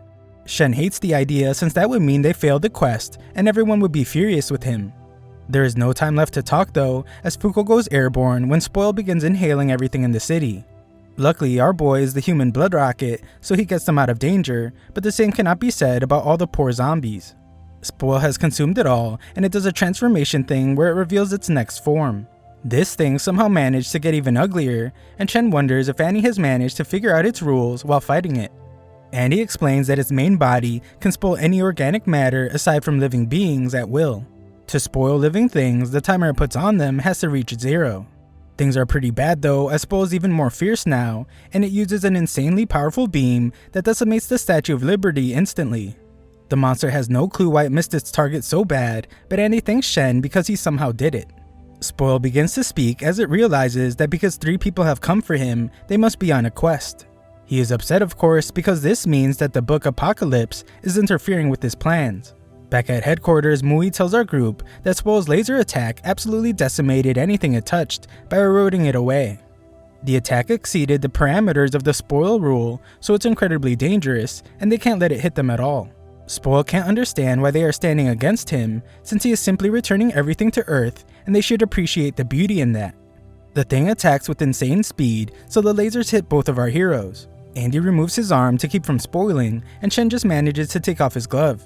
Shen mourns the loss of his difficult-to-order glove, and Andy determines that the attack only works on individual parts. If it hits a live body, it's an instant game over. This means that dragging the fight out will put him at a severe disadvantage. Andy decides to make it quick, but he is shocked when his body begins to spoil before even touching the thing. Spoil knocks him right out of the air and pummels him into the ground.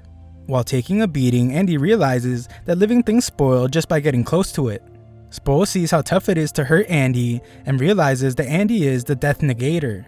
This is of course annoying for Spoil, but he is not concerned. Spoil states that given the rate of its decay in its second form, it doubts that Andy's regeneration can keep up. Spoil leaves Andy to rot away and turns its attention to Fuko and Shen. Spoil talks like the typical psychopathic bad guy and tells the two that they should be grateful. Spoil says that his birth has brought with it a beautiful circle of life, and they will have the pleasure of indulging in it while they are still alive. Things are getting pretty intense, but Shen gets an idea and starts running away. He tells the others that he's just stepping away for a second, but Spoil says that running away is futile. Even if Shen runs far beyond its area of attack, the timer will remain. Spoil continues its crazy talk by saying that the world before its birth was so stagnant. Everything grew uglier and uglier without decay, so he brought about change in the form of Spoil. Thanks to him, living things started fighting to remain longer. They used their brains and they grew from it. This thing is kind of starting to make sense, and he explains that it's a necessary rule. Spoil points out that the humans are the only beings who reject him, labeling him as an evil entity. As these two have a nice little chat, we see that Andy is trying to recover. Spoil can't understand why he is rejected by them, and he points out that humans get so attached to a body that won't even last a century on its own.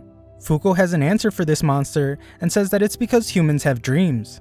People simply live with the bodies they were born with and use them to accomplish their dreams. Fuko is defiant now and says that she's not going to let some rule that it made wreck any of that. Even if her body were to spoil because of him, she has a dream. Because of that, her heart will never spoil away. Fuko's dream is to become a normal girl and live her life to the fullest. Until that happens, she will never give up. Revealing her dream causes the timer to go up drastically, and Spoil has no clue what is going on. Fuko rushes off to Andy, and Andy admires how sick what she did was. Shen returns to praise her as well, and we see that he went to get his staff. He then gives Spoil a powerful smack on its head. Shen reveals his dream to become the greatest in all of creation. His number reaches 10,000 and begins climbing even higher. Shen gives Spoil a good whack to the head, but Andy warns him not to get too close or he will begin spoiling.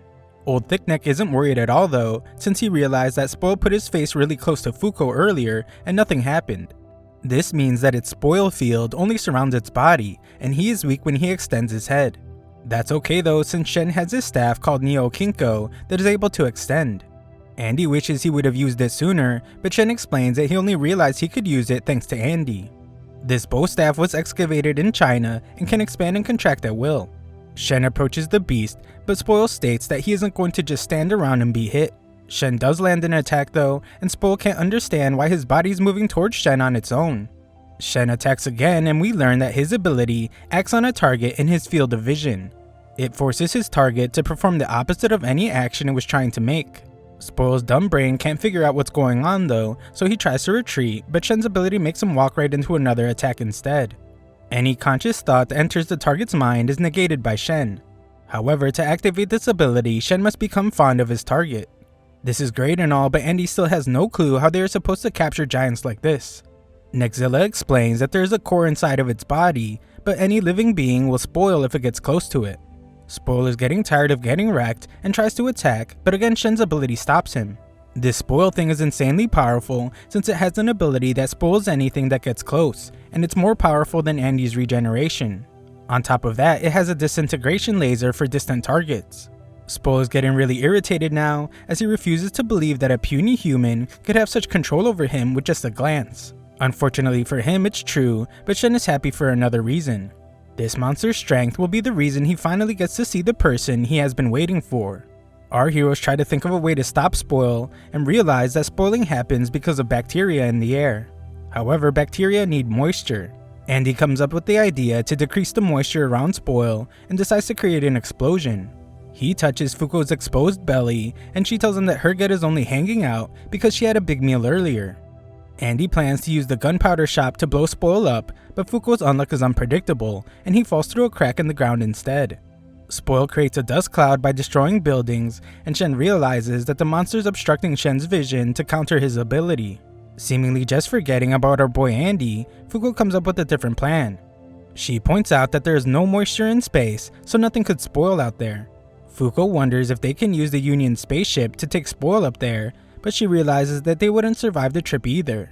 Shen seems to think it's a good idea though, and shockingly states that he can somehow lift Spoil and another passenger up to space.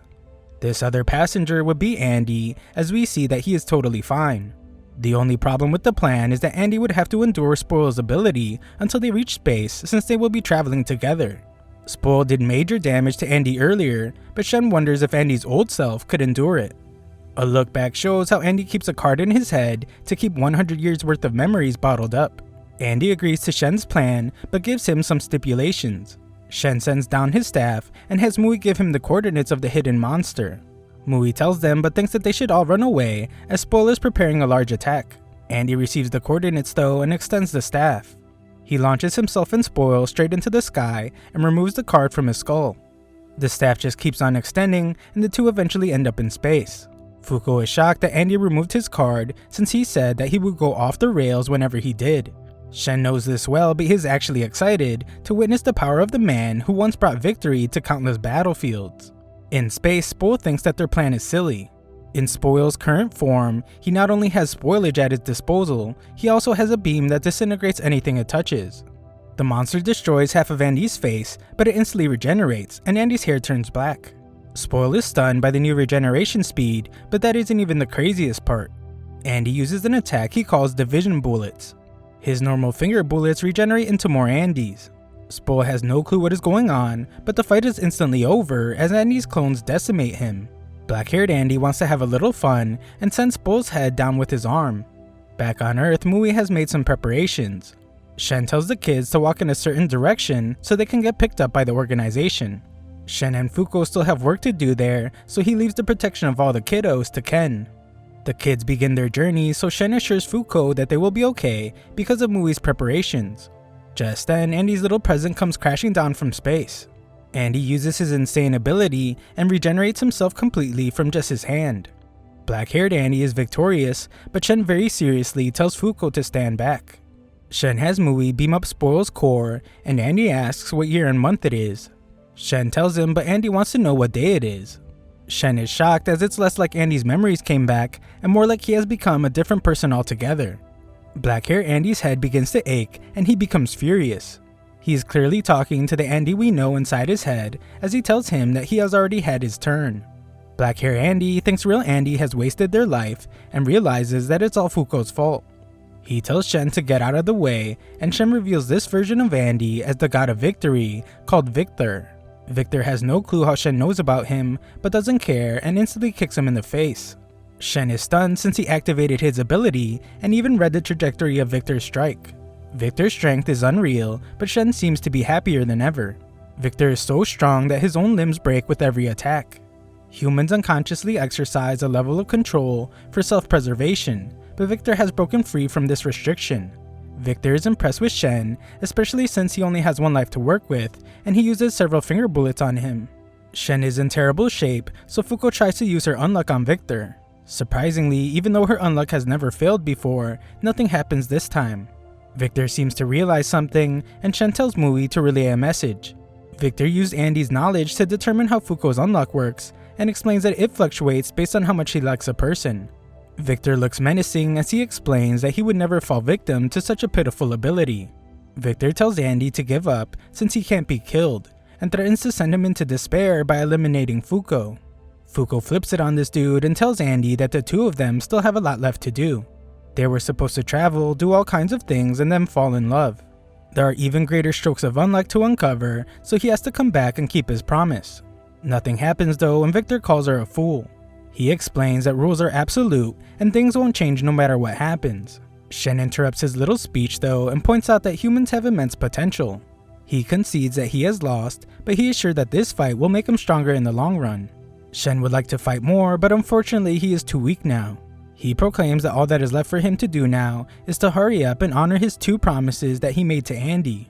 Thickneck spins his body at ridiculous speeds and announces his first promise to protect Fuko. He lands a powerful attack, but knows in his mind that he is at best just stalling for time. Shen's other promise to Andy was to defeat him. Shen won't be able to do it himself, but the sky breaks open and we see that he called on the other members of the Union. The other members call Andy a very troublesome rookie, and Shen assures Fuko that he is in good hands. Victor is insane though and fears nothing. He is actually excited to see that he has a total of 10 opponents. He uses all his finger bullets, but each member has a shield. Victor demands that they attack and stop only defending. The gun-wielding maniac fires a shot that ricochets off all the shields, and Victor realizes that this was their plan. Victor blows it all up though and gets even more excited. Nico slices him in half and Victor is surprised when he can't regenerate. Nico is apparently some kind of genius, as he points out that Victor's regeneration slows considerably when the cut sections are burned. Nico then reveals a bit of history, as he points out that he didn't do a bunch of tests on Andy's body for 10 years for nothing. Victor compliments him on the attack and points out that it would definitely be effective on Andy. Victor is a completely different beast though, and he explains that he can regenerate wherever he wants. Whenever his body is no longer good, he can just switch to his finger. Ishin destroys his old body, but Victor is unimpressed since Ishin only used brute force. There was nothing else behind the swing, so Victor determines that Ishin is an amateur at combat. He tells Ishin to stay out of his way and he will spare Ishin from death. Victor faces the others and has a good laugh. He says that it's a shame what happened to Gina, but he is excited since all of them seem like they will put up a good fight. Everyone then prepares for a fight, the union leader included. The fight instantly begins as Yu attacks Victor, but he is incredibly strong. She manages to slice him in half and uses this moment to tell Top to get Fuko and the injured Shen out of there. Victor is severely outnumbered, but he uses his division bullets to create several copies of himself. Top follows orders, and when Victor clone is impressed with the kid since he used his negation ability to his advantage. The insane battle rages on, and Shen has his gigantic staff shrink. Once it shrinks, Top jumps over the barrier to escape with Shen and Fuko. Fuko thanks Top for rescuing them, but he explains that there is no thanks necessary since they are on the same team now. Fuko is still very grateful, but she wonders why this kid won't stop moving. Top explains that there really is no plan to stop Victor, and they only managed to do it last time because they had old lady Gina with them. Fuko is certain that she can get through to Andy and asks Top to take her back to him.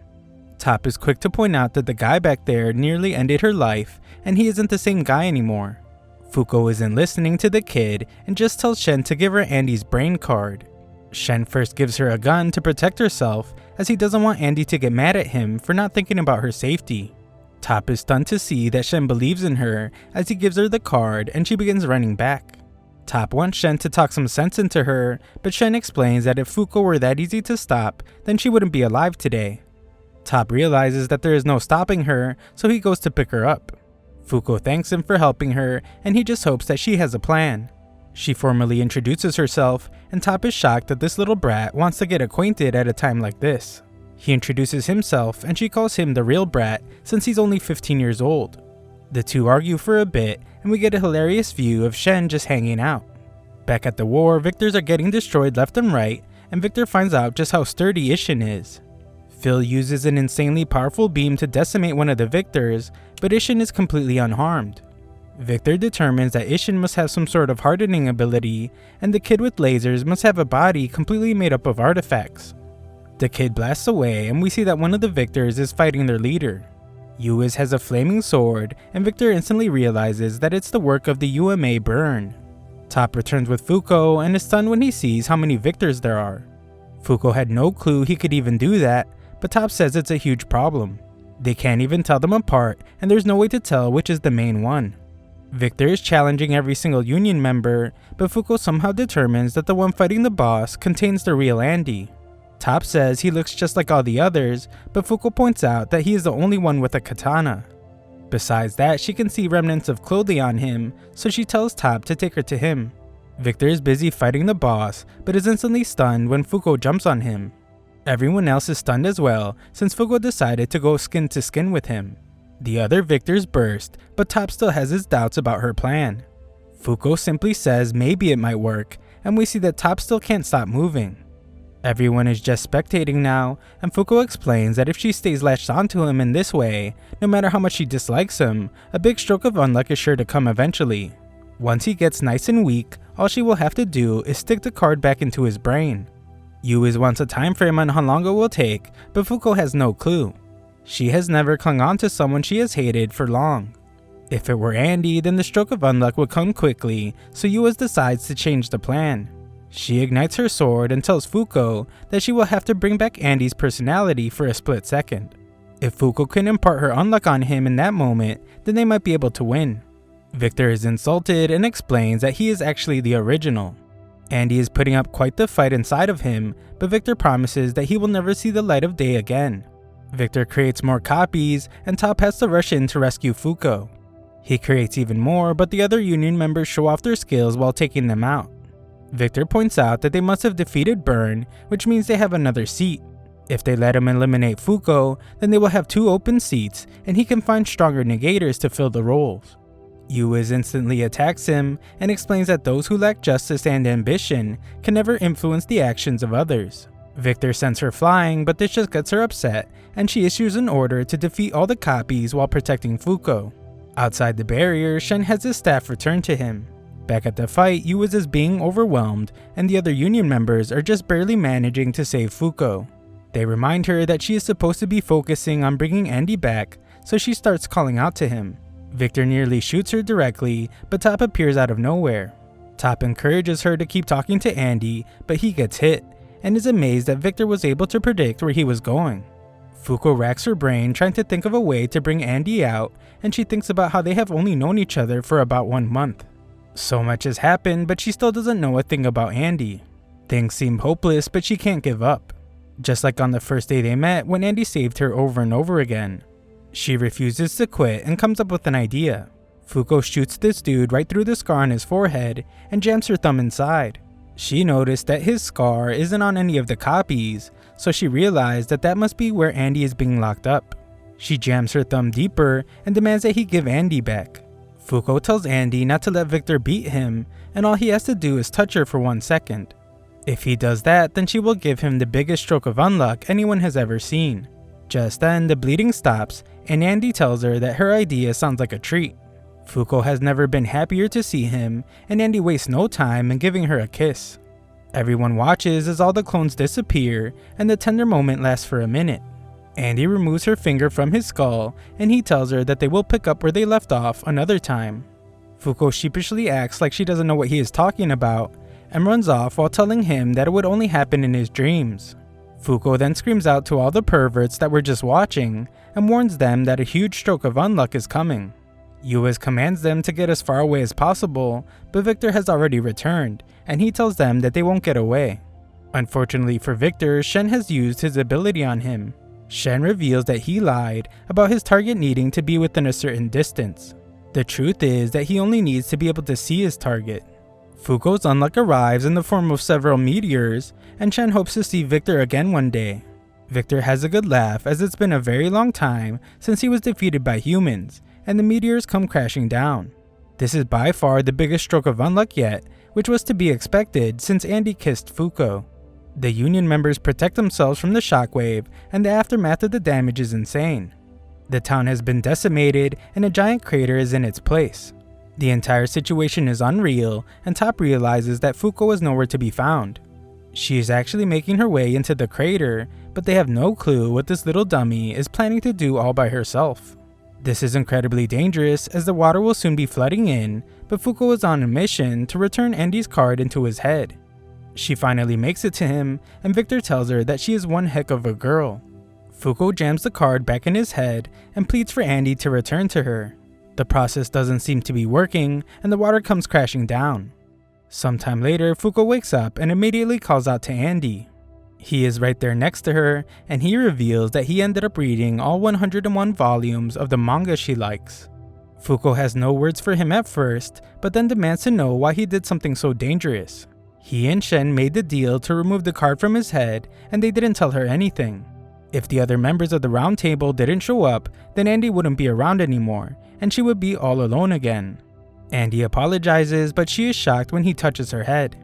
Andy doesn't care and explains that when he was trapped in the darkness, all he could hear was her voice. It made him happy, so he thanks her. What's most surprising to her is that it's the first time he has actually called her by her name, but Andy just says that it's almost time for their meeting. Fuko wants him to say it again, but he just tells her to hurry up and get ready. Fuko cries, but it's out of happiness since Andy is back to normal. Fuko wonders who her new little friend is, and Andy explains that the circular robot dropped it off when they came to see her. All the little orphans came to see her too and made her a little drawing. The Union's orphanage will take care of the parentless children until they turn 18, and Andy points out that those kids have a strong will to survive. Fuko hopes that their memories of their teacher won't turn to bad memories, and Andy doubts that they will. He married that teacher, and he knows that she felt so strongly about all of them. He is sure that powerful emotions reach their destination without spoiling, just like Fuko's did. In typical Andy fashion, he credits himself for his inspirational words and proclaims that it's not too bad for a guy that has been alive for 200 years. He is certain that it will make him more likable, but his speech is interrupted by the stroke of unluck from touching Fuko's head. Top welcomes the two lovebirds to the meeting, and Fuko apologizes for being late. He points out that her boyfriend is burning, but Fuko is quick to point out that they aren't lovebirds. Everyone is pretty lighthearted, but Yuis tells them to sit down. Andy is now ranked 9th, and he explains that it's because of the clothing incident. Everyone is seated, so Yuis has Apocalypse announce the quest results. The book opens up and prepares to reveal the results of the 6 quests given to them. Elsewhere, we can hear that someone is tied up to a chair and is in really bad shape, but we cannot see this person. The guy watching him reveals that the tied up guy is the negator Unseen. The guy is fascinated by Unseen since he is a self-targeting compulsory activation type. When Unseen shuts his eyes, his body and anything he recognizes as his property become invisible. The strange thing is that the blood coming from his stomach is still visible. The suit explains that he doesn't want Unseen to run off on him, so he cut open his stomach and put a homing device inside his body. The suit promises that if Unseen joins his group, then he will deactivate his ability. If not, then Unseen's wound will not heal until the suit guy dies. The suit claims Unseen as his property and refuses to give him to the other group. Back at the round table, Fuko is shocked to learn that she had been unconscious for days. Andy isn't shocked at all though, since a shut-in like Fuko isn't used to moving around so much. Apocalypse then announces their results. The first quest was the capture of UMA Burn. The participants were Yuis, Billy, Tatiana, Ishin, Phil, and Top. They were successful, and the reward is the addition of an 11th seat, so one more negator may now be added to the round table. They were also successful in the second quest, the capture of UMA Eat. Apocalypse pukes out a weird-looking globe and reminds them that the reward for the second quest is the location of negator Unburn. A point appears on the map, and the exact location of Unburn will be shown for the next 7 days. Unburn will not know that their location has been revealed. Apocalypse states that they can catch them if they need them, but it's unlikely since they already captured Burn. They also completed the quest that required the neutralization of UMA language. The reward for this is shockingly the unification of all the world's languages. We then see how great an effect these rewards can have on the entire world, as all languages are unified to English. All the memories and cultures of all non-negators are altered so things can keep going smoothly. Shen contacts Mui and she answers while getting a pump. He wonders if she is wearing her necktie, but she isn't as she's busy working on her gains. Shen speaks to her using their normal language without his tie on, but that language no longer exists and Mui can't understand, confirming the unification of all languages. Next is the successful capture of the UMA past, and the reward is the location of the artifact Rebellion. Quest 5 was the capture of UMA Spoil, which we see was a success as he is imprisoned. Another pin is put on the planet, and it's for the location of UMA Unrepair. Fuko gets super hyped about this one, since Unrepair might be able to give Andy the real death he desperately wants. However, she is surprised when he doesn't share her enthusiasm. Just when it seems like they could have completed all the quests, they didn't. The quest to capture the negator Unseen was failed. They expected this though, since anyone that was sent to get information about Unseen ended up dying. Their bound bodies ended up in a deserted area, and all of them bled to death. Because of this, Andy assumes that Unseen was taken by Unrepair. Since all quests were not completed, they will now receive a penalty. This penalty is the addition of UMA Galaxy, so the crazy book begins to puke something out. Everyone is shocked by the enormous size of the creature appearing before them, but the more mature members seem bored. Once the monster stops growing, Apocalypse releases it into the air, and Andy wonders if it's trying to get to the surface. Yuis calls upon UMA Move, and Fuko remembers that he was the one that brought her and Andy there. Yuis commands Move to take them to the surface, so the ground breaks. Andy takes a hold of Fuko, and the two fall together. Apocalypse explains that UMA Galaxy has been added, a new rule that the world will now believe has always existed. This psychotic book laughs like a demon and wonders if the negators will be able to overcome this penalty. The Union arrives on the surface, which Andy assumes is Australia, and Fuko is amazed to see the biggest rock in the world. UMA Move has done his job transporting them and now expects to see quite the show. Yuis agrees with him and promises to give him a front row seat to what she calls her justice. Move leaves and Fuko states that she thought this so-called penalty would be a lot scarier. Yuis is quick to tell her just how wrong she is. They are dealing with a UMA that was added by Apocalypse, and they always possess rules that lead to humanity's ruin. There is no exception, and they prepare as the alteration is about to begin. Just then, the thing that came out of Apocalypse's mouth bursts in space. Some kind of core forms and a galaxy appears. Stars fill the sky and Top thinks it looks pretty amazing. Yuiz wants confirmation about some type of patch and Nico is already on it. The new changes that are now common knowledge to everyone in existence are not common knowledge to the negators because their memories were not changed. Nico speaks to his team of researchers who are not negators and instructs them to give him their knowledge. It all pours into Nico's brain and he reveals that this galaxy is a cluster of celestial bodies like Earth. This penalty spawned a slew of these Earth-like bodies along with systems involving them, such as myths and days of the week. It also introduced the concept of extraterrestrial life forms called aliens, and at this very moment those aliens are invading them. Just then, a giant spaceship appears before them. They are enemies that were born moments ago from the alteration to a world that always had galaxy. That's not what they perceive, however, since to them they always existed. Born on a planet with several 100 million years of history, these aliens trained themselves to become soldiers. Then they were given ships to invade other planets. Their home planet is on a path to ruin, so they are looking for a new place to call home. A giant alien then reveals itself and introduces his race of aliens as something called X. He very bluntly explains that they are invading their planet to make it their home. Yuiz walks right up to this giant dude and introduces herself as the planet's representative. This alien is very generous and tells her that they plan to use her kind as slaves as long as they don't resist. If they do resist, however, they will all be eliminated. Yuiz fears no one, so she rejects both options and tells them to leave. This crazy alien demonstrates his immense power with a huge attack, and reveals that the Axe have done their research.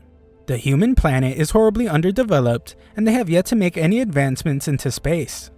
Humankind has no chance of winning against them in battle, so it will just be genocide. Yuiz wonders if that is really his vision of justice, and he states that it is. This being the case, Yuiz removes her helmet, and states that she will simply have to negate that justice. This is when we learn that her negating ability is called Unjustice. Of course, the alien has no clue what that is, but he is shocked when his ships begin exploding. Things get even more unbelievable as he can only watch as his ships are firing at each other. This terrifyingly powerful alien has no clue what happened and falls to his knees in defeat. Yuiz calls out to Andy and Fuko and tells them to watch closely as this is what a penalty entails. They manage to avoid the situation this time with her ability, but depending on the member involved, it could have just as easily been game over. This was the 99th penalty added and they can't afford any more. Andy wonders why, so Yuiz explains that they uncovered a stone tablet at the same time as Apocalypse. That tablet has 101 slots. Each time they receive a penalty, one slot gets filled. There is only one open slot left until it reaches 100. Beyond that lies the final penalty, the one called Ragnarok. It's a word that denotes the end, and in order to protect their planet, they must prevent that at all costs. The huge problem they have now is that Apocalypse won't open unless they have all seats filled at the round table. They have 11 seats now after passing the burn quest, so they are down one person. If they don't fill that seat, they will receive a penalty in 3 months, before they can take up any more quests. This means that their absolute most important priority right now is to secure an 11th member. The alien wonders who these crazy people are, and Yuiz can't believe he is still there. Her ability should have made him take his own life, but it's clear now that his vision was all talk. This works out just fine though, as she wants him to spread a message throughout all of space, and that is to keep their hands off planet Earth. The alien is terrified and teleports out of there. We learn that this was mankind's first interaction with aliens, but it would also be the last, as all contact would cease thereafter. Yuiz reminds her team that they have learned the whereabouts of Unburn and Unrepair because of the rewards. Andy is certain that Yuiz wants to go after Unrepair first, and volunteers to go. If Unrepair's ability is true to their name, Andy is certain that one attack will prove to be fatal. Yuiz accepts his decision and instructs Tatiana to go with him as backup. Fuko is assigned to the mission as well, and Andy's glad that he will be able to pay everyone back for helping him out when he was trapped in Victor. Sometime later, our heroes arrive in Brazil, where they will search for Unrepair. Fuko panics like a weirdo inside a mall as she is surrounded by celebrities. Andy explains that he is ready, and the nervous Fuko scolds him for leaving her alone for so long. She doesn't fit in there at all, and she nearly died of embarrassment. Her anger turns to shock as our boy Andy shows off a type of suit he hasn't worn in a while. Fuko thinks he looks like a celebrity, and Andy just wants to know if she likes what she sees. Fuko gets nervous, and Andy gets a little too close for comfort. We then get a look back to just a few hours ago as our heroes travel in Union's private jet. They discuss a black market auction. An auction that deals with negators, UMAs, and artifacts that the organization hasn't been able to manage. This operation was taken down at some point, but it looks like they're back in business. The guys behind it are mafia from all over the world. They always hold it in random locations, so tracking the auction down is no easy task. Yu somehow managed to find it, and the next auction will be held tomorrow at midnight. It will be on a fancy yacht docked at the port of Rio de Janeiro. Unrepair will likely be there, but they don't know if he will be buying or selling. The plan is for them to infiltrate the ship as guests using some passes that Nico made them. Only a select few celebrities are allowed aboard, so they have to disguise themselves. Back to the present, Fuko gets really uncomfortable when trying on far too revealing clothing. She is used to covering herself up, and she blames Andy for picking out skimpy outfits for her to try. Andy has a legitimate reason, as he explains that they need a lot of surface area to make sure big strokes of unluck occur. Fuko thinks he is just being selfish, as that could cause innocent people to get injured. Andy confidently explains that the night will end with her being his girl, and he's not letting anyone else lay their hands on her. Andy explains that the people on this ship buy people with money, so they aren't really innocent bystanders. Andy hands her some more outfits to try, but she quickly notices that he once again snuck in some skimpy stuff. Another look back shows Fuko asking Yu-Wiz why she chose to assign her to the mission. Andy and Tatiana are both really strong, but Fuko fears that she will just drag them down. Yu-Wiz explains that she is simply acting in accordance with her own vision of justice. Her justice is to protect their planet and the innocent people who inhabit it. It's the same reason she ordered Shen and Void to eliminate Andy and Fuko a while back. They were just too dangerous. However, their recent fight against Victor has made her realize something. If they can somehow manage to control Fuko's unluck ability, then it might just be powerful enough to kill God. Fuko clearly isn't ready now though, and Ragnarok is drawing near as well. Yu-Wiz then shocks Fuko with her next request. She wants Fuko to continue to work closely with Andy and fall in love with him.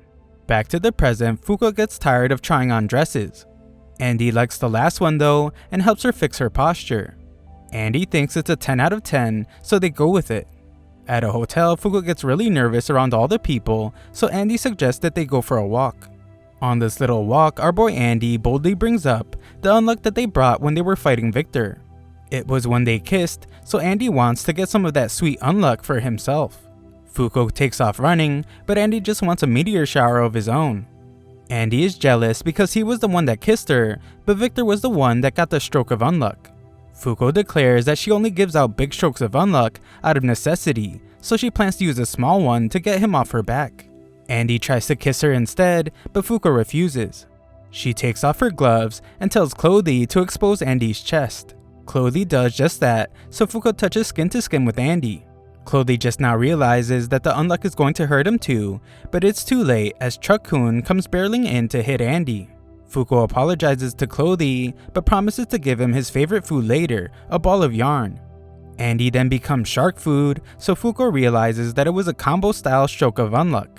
Low-potency strokes of singular unluck occurring in a chain reaction. Things get a bit serious as Andy explains that he doesn't really know who Victor is. He doesn't even know himself for that matter. Victor mentions something about being the original, so Andy thinks that might be true, especially since he doesn't have any memories of his childhood. Andy warns Fuko that Victor could appear again one day, and prepares to ask her for a favor. Fuko interrupts him though and simply states that if that happens, then she will use her unluck to save Andy as many times as he needs. They prepare to go get ready for the auction, but Fuko realizes that they just touched again. This stroke of unluck causes Tatiana to crash down on our boy, and she goes over the plan. The two of them will be going undercover, while Tatiana infiltrates from somewhere else. They will search for Unrepair from the inside, and she will cover the outside. Tatiana gives Fuko a bow for her dress that will replace the tie that Union members wear.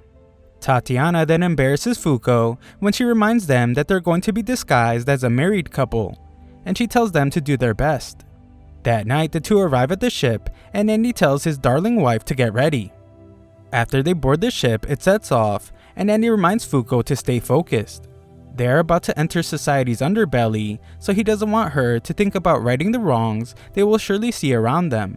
Fuko overhears some rich dude talking about something called cryptids. Andy explains that they are likely talking about UMAs. Fuko is horrified when the rich dude talks about cooking the UMA, and Andy reminds her to stop listening to the grotesque conversation. They overhear some other conversation about a rumor that says a negator will be the main item for this auction. However, negators are supposedly easier to find now more than ever. Andy blames that on the fact that all languages have been unified thanks to the quest. Languages being unified is only the case for normal people though, not negators. He reminds Fuko that she can only understand Shen because of the necktie they wear. Every normal person in the world speaks English now, so the negators who don't speak English stick out like sore thumbs. Negators being easier to find isn't a terrible thing though, since it means they will be easier to find for the Union as well. Fuko then wonders if it's better for negators to join the Union or to be auctioned off. Andy thinks it's the same either way, since they will either die on a quest or become some rich person's plaything. Fuko wonders about the negator being auctioned off and thinks about how she might be able to relate to them, not knowing the logic behind their abilities and not knowing what they should or shouldn't do. Andy explains that he used to think that negators had only 3 paths to take in life. They could accept their ability and lead their life. They could fall into despair and choose death. Or they could double down and embrace a life of crime. He realizes now, however, that there is a 4th option, and that's killing the source, God. After meeting the others, he realized that they don't have to accept, give up, or double down on anything. They can fight. Elsewhere on the ship, we see that Unrepair is being told that a certain area is off limits. He tries to convince the guards to let him through with his girlfriend, but only ends up getting a gun to his face instead. The Mafia guard explains that it will be his last warning, but Unrepair asks the girl named Latla if he will die. Latla can apparently see what will happen and explains that Unrepair will get shot in the head. Unrepair decides that that won't be happening and travels at an insane speed. The Mafia guys take severe damage and they can't understand how this guy managed to cut them so accurately in such a short amount of time. They can't even move their hands and realize that they were cut with surgical precision. Unrepair whistles for his pet named Kane to come to him, and we shockingly find that Kane is a huge monster. Kane tosses 2 blobs onto the ship, and Unrepair tells Latla that she should have come aboard the same way. She gets really upset though, as she didn't want to get covered in bile. Unrepair tells Latla that he won't be needing his suit jacket anymore because they're going to be running wild soon. The big guy named Rip wonders if what they were looking for is really on the ship, and Unrepair confirms that there is one. Rip has a good laugh since Latla's fortune telling was wrong, but she says that it was just this one time. Unrepair tries to welcome the little guy named Fang, but Fang only speaks Chinese. Unrepair speaks Chinese to thank him for coming, but Fang retorts that it's not necessary. Latla tosses the suit off the ship, but we see that Tatiana overheard everything. She then informs the others. She states that there were 4 of them, and at least 2 of them are negators. They seem to be after the negator being put up for auction. Yuiz hears this as well, and determines that they are negator hunters. This group has come up quite a bit as of late, and they are likely the ones that took the negator unseen. This group shares common ground with the Union, as they both specialize in collecting negators by force. There is a big difference between them though. The Union seeks to kill God in order to be freed of the rules. The Hunters, on the other hand, seek revenge against the world. If the negators they collect prove worthless, then they dispose of them. Yuiz realizes though that they actually share that last part in common. Fuko says that she rejects that idea. The reason they try to take her life was to protect others. Fuko then gets herself prepared and takes off her shoes. She acknowledges that the powers of a negator can be painful and sad to deal with. However, that doesn't make it okay to take it out on the world. Andy gets hyped up by his fake wife's speech, and the two prepare for battle. Fuko gets rid of her wig and grabs onto Andy to charge up her Unluck onto him. They make their way past some guards, and Andy instructs Tatiana to bring him his unbreakable sword. One of the guards sends out an alert that intruders might be heading for the items on auction, so they open fire on our heroes. Tatiana arrives just in time with Andy's sword, and he shockingly uses it to take off his own head. Fuko reminds everyone that negators aren't just objects to be auctioned off, and tosses Andy's head that is now loaded with Unluck. The stroke of Unluck causes a massive explosion, and our heroes prepare to retrieve the negator that is going to be auctioned. They make their way down several stairs, as that is where the cargo hold is. Andy points out that the negator hunters are definitely headed there as well, so they have to hurry. They might have to fight them, so he tells Fuko to be ready. A look back to just a moment ago, we see that Fuko's stroke of Unluck came in the form of exploding dynamite. We see that the negator being auctioned off is a kid, and he used this opportunity to try and escape. A guard tries to stop him, but this kid uses his strange ability to completely stop the guard from moving. The kid then tries to run, but the guard starts to move again, so the kid has to stop and use his ability again. The guard freezes again, but the kid isn't quite the predicament. If the kid moves, then he can't stop the guard, but if he stops the guard, then he can't run away. This kid always knew he had a power, but he always kept it a secret, and he has no idea how to use it in such a high-stress situation. A look back to before he was captured, we learn that this kid's name is Chikara. Being a negator but not knowing about the language merging, Chikara couldn't understand why everyone suddenly started speaking English. Even everything on television changed to English, so Chikara accused everyone of playing a prank on him. His close friend had no clue what he was talking about and wondered why Chikara was talking in a weird way. This was the exact moment he was tased into unconsciousness and captured. The next thing Chikara knew, he was caged up and now has this Yakuza-looking guy pointing a gun at him. On top of that, he is surrounded by terrifying creatures, and he can't get his legs to stop shaking from fear. Chikara's power stops working for some reason, and the guard is able to move again. Chikara is far too valuable to let get away, so the guard decides that he will have to shoot him in the leg to make him stay still. Unfortunately for this guy, the hunters arrive to incapacitate him, and Unrepair realizes that Chikara is an external targeting compulsory type. As long as he doesn't move, Chikara negates the movement of a target in his field of vision. Unrepair is very intrigued, as Chikara's power is the restrainer type he has been hoping to find.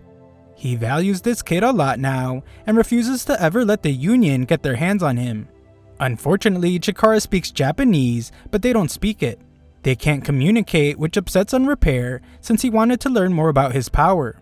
Creed is a genius though, and says that he will take care of it. He takes out his Gatling gun and tells Chikara that he's going to shoot him, so he better use his ability if he doesn't want to die. Latla wonders if this is a bad way to recruit people, but Unrepair allows it. If Chikara can't intentionally use his power, then he is useless to them anyway. On top of that, if Chikara dies, then the ability will just transfer over to a different person.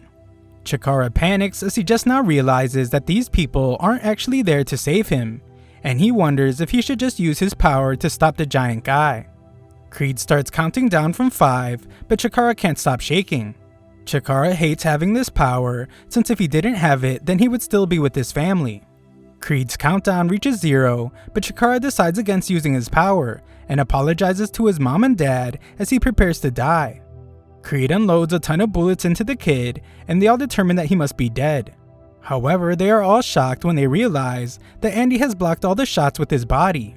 Fuko arrives as well, and she gives Chikara the tie that Union members wear that allow them to comprehend any language.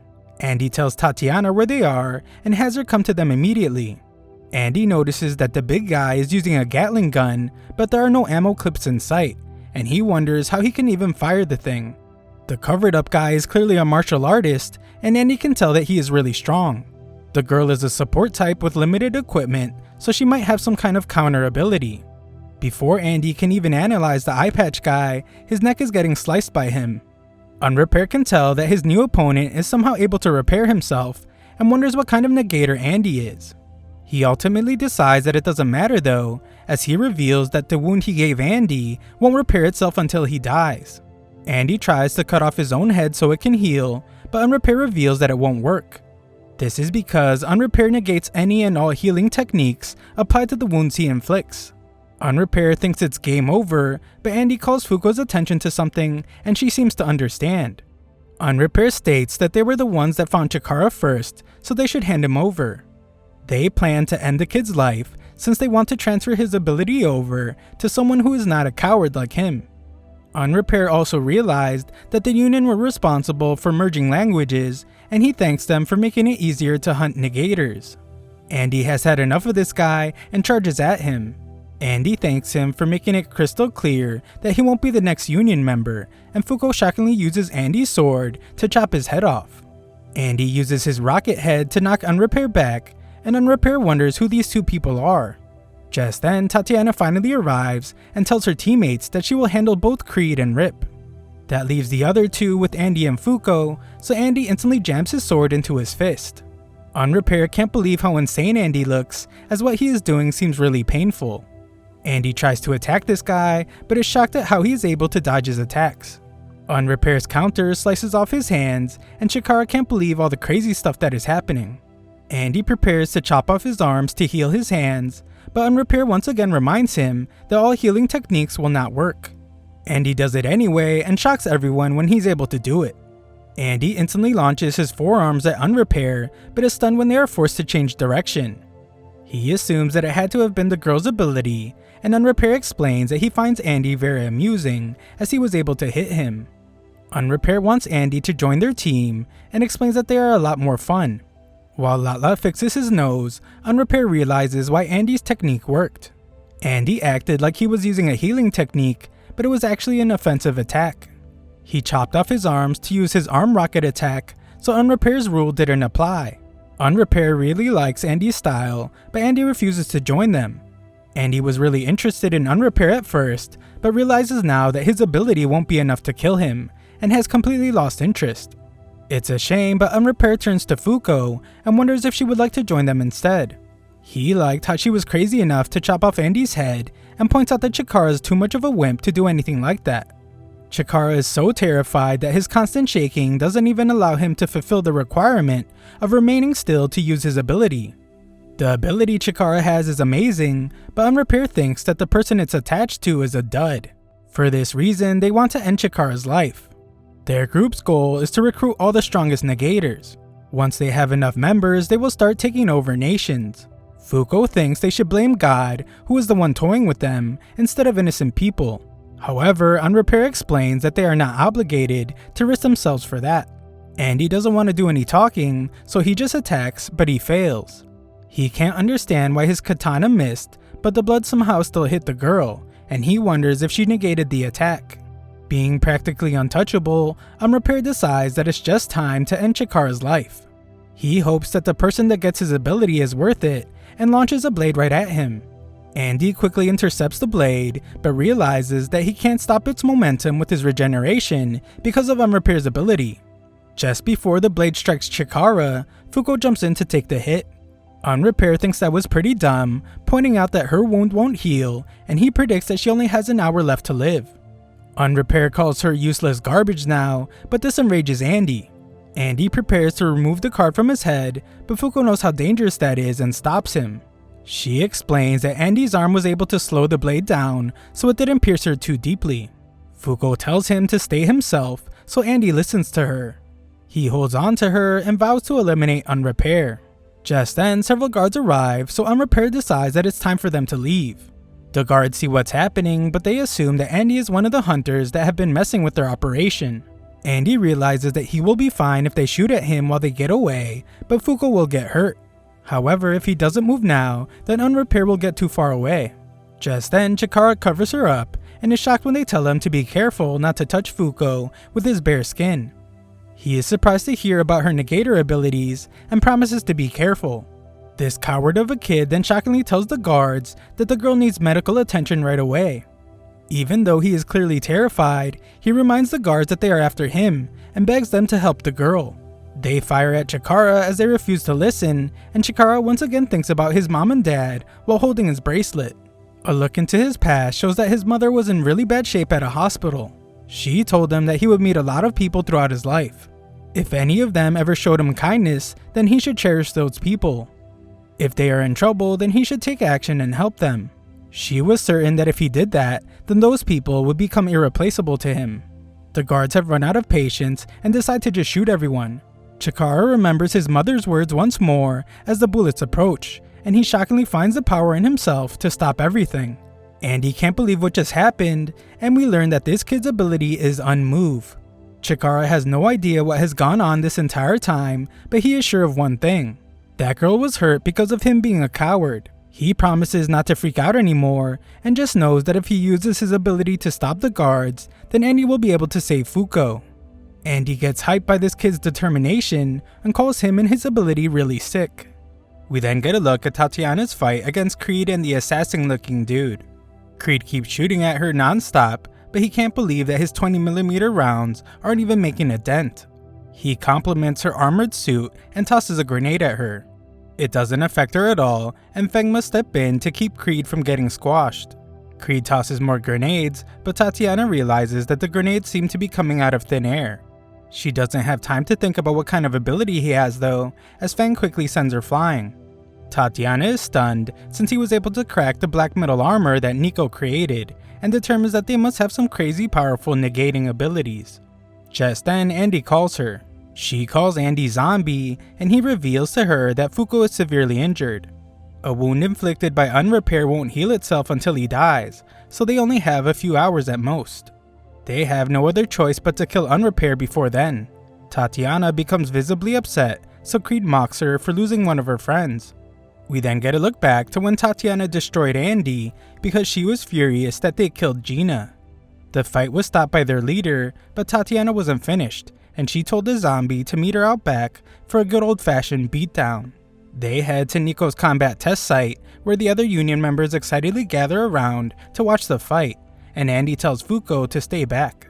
Tatiana explains that while the others have accepted them, she still doesn't recognize them as a member. She vows to get revenge for Gina and begins her assault. Andy skillfully dodges all her attacks, and Tatiana points out how Andy was clueless about Gina's feelings. He was oblivious to the feelings she carried with her for the 40 years he was gone, and when they met again, he trampled all over them. Andy is cold-blooded as always, as he reveals that he knew. He knew Gina was in love with him, but he killed her anyway. Andy doesn't run away from that fact, but it infuriates Tatiana, and she refuses to forgive him. She continues her assault, but Andy can tell that she is getting dangerously close to hitting Fuko. One punch is definitely about to hit her, but Tatiana is shocked when she sees that Andy rescued her. Tatiana can't believe that he protected her, but realizes that if he didn't, then she would have ended up killing Fuko. Nico tells her to calm down and explains that the next quest will reveal if they are worthy of being in the organization. To drive his point home even further, he states that Gina wouldn't want them fighting each other either. Nico's efforts to calm things down are wasted, as Andy just sees it as the perfect opportunity to land a counterattack. Everyone is stunned and Andy is knocked back by Tatiana's scream from having to be touched by him. Just then, a warning is announced from Tatiana's suit. It states that the obligatory release of UT area will commence in 3 minutes. Nico frantically tells Andy to get Fuko out of there because if he doesn't, then she will surely die. He reveals that Tatiana's armor is not meant to protect her body. It is meant to restrain her terrifying ability. Once released, it's capable of wiping out an entire town. Nico sends out an emergency announcement to the entire organization. In it, he initiates the emergency relocation of UMA and artifact storage to level 4. Those things are instantly moved, and Nico tells anyone that are on floors 5 and below to get to a higher level immediately. Top carries the Straddlers just hanging around, and Billy shows concern for Tatiana. Power is surging from Tatiana's body, and she is terrified out of her mind. Just then, Fuko shockingly rushes to her and tells her that everything is okay. She apologizes for her having to see parts of Andy she didn't want to see, but tells her to calm down. Tatiana wonders why they haven't run for their lives yet, and reminds them that she has lost control.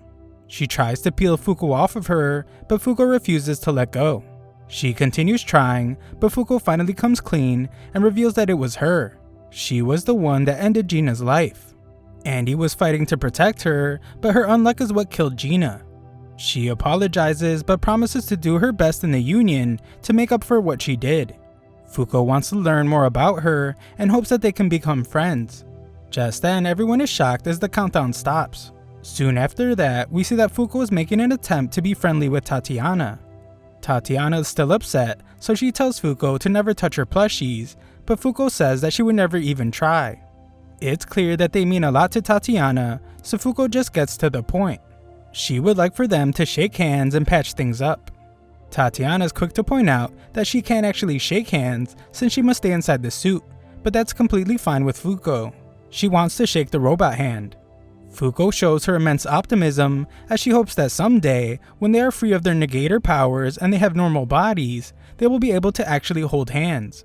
Fuko's kind words manage to reach Tatiana through her cold round metal prison. Tatiana agrees with Fuko and they shake hands. We see that the guys are watching outside and Billy thanks Andy, but Andy points out that he didn't do jack squat. Back to the present, Fuko is ready for them to run away. Chikara, who just showed a ton of bravery, just now realizes that if he releases his power, he will surely die. He apologizes for being useless as always, but it's not a problem since Andy quickly gets them all out of the way of the bullets.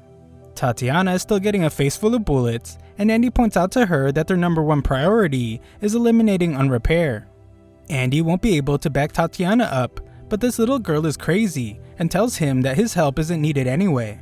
Tatiana has gotten very serious and tells Andy to hurry up and get to the top deck. Andy wonders why, but she just tells him to go. Tatiana thinks about how despite her horrible body, Fuko still treated her normally, without laughing or pitying her. Fuko is the first female friend she has ever made, so she refuses to forgive the people that hurt someone so special to her. Tatiana then announces the voluntary release of UT area, and she begins to glow. Elsewhere, Latla can't believe that they are leaving empty-handed. Unrepair reveals that he actually swiped some stuff, and proudly explains that he will divide it all up for everyone later. Latla wonders what they will do about Creed and Fang, but Unrepair has no answer. We then watch as the meathead Creed does the only thing he knows how to do, and that is fire his giant gun. He can tell that a few bullets are getting through and proclaims victory.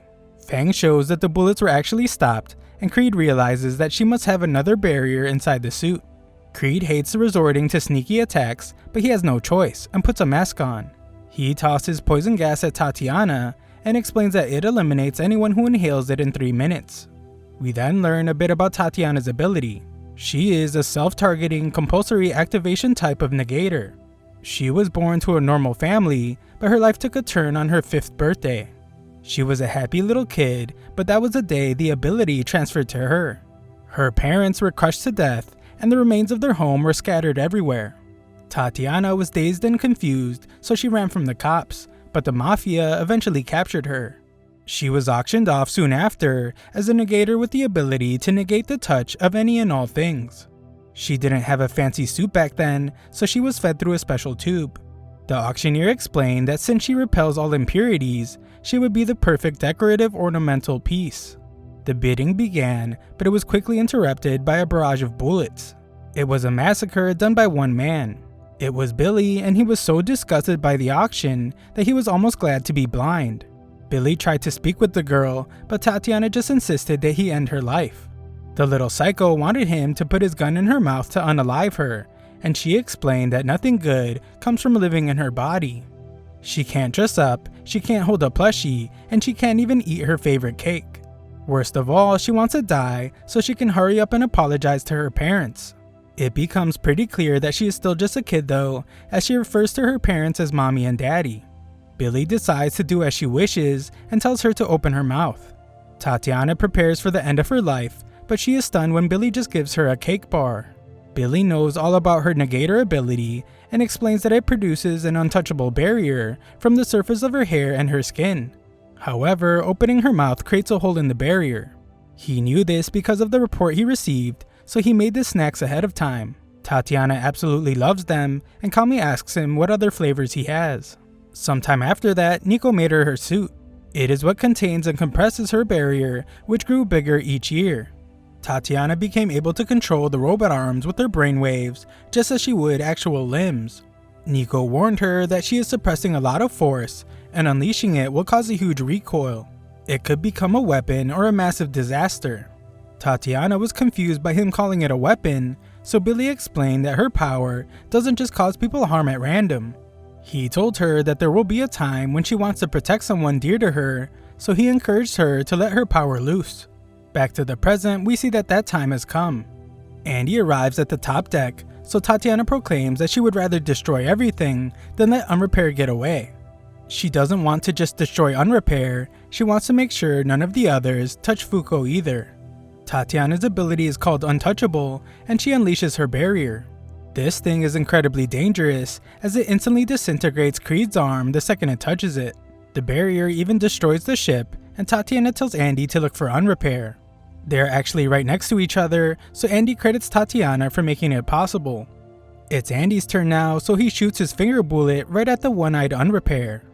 Andy's finger bullet changes direction just like it did before, and his other shots don't land either. Andy continues to chase Unrepair, but he has some sort of rocket boots that allow him to move around in the sky. Andy already knows they have already planned a way to escape, and if they get away, Fuko dies. That is why they must settle the fight right now, and Andy tells Chikara that he will be counting on him. Chikara is determined to make his parents proud, and Latla wonders why they just won't give up. Chikara uses his amazing unmove ability and seemingly freezes everyone. Unrepair thinks about how this just puts them at a stalemate since neither party can move. Andy is surprisingly able to fire his finger bullet, but the bullet gets frozen as it gets close to Unrepair. Unrepair wonders if Andy just missed, but he realizes that Andy is far too skilled to just miss such a crucial shot. Unrepair determines that he must be planning something, but points out that Andy's attack proves something else. It proves why Andy is still able to move parts of his body, despite everyone being frozen in midair.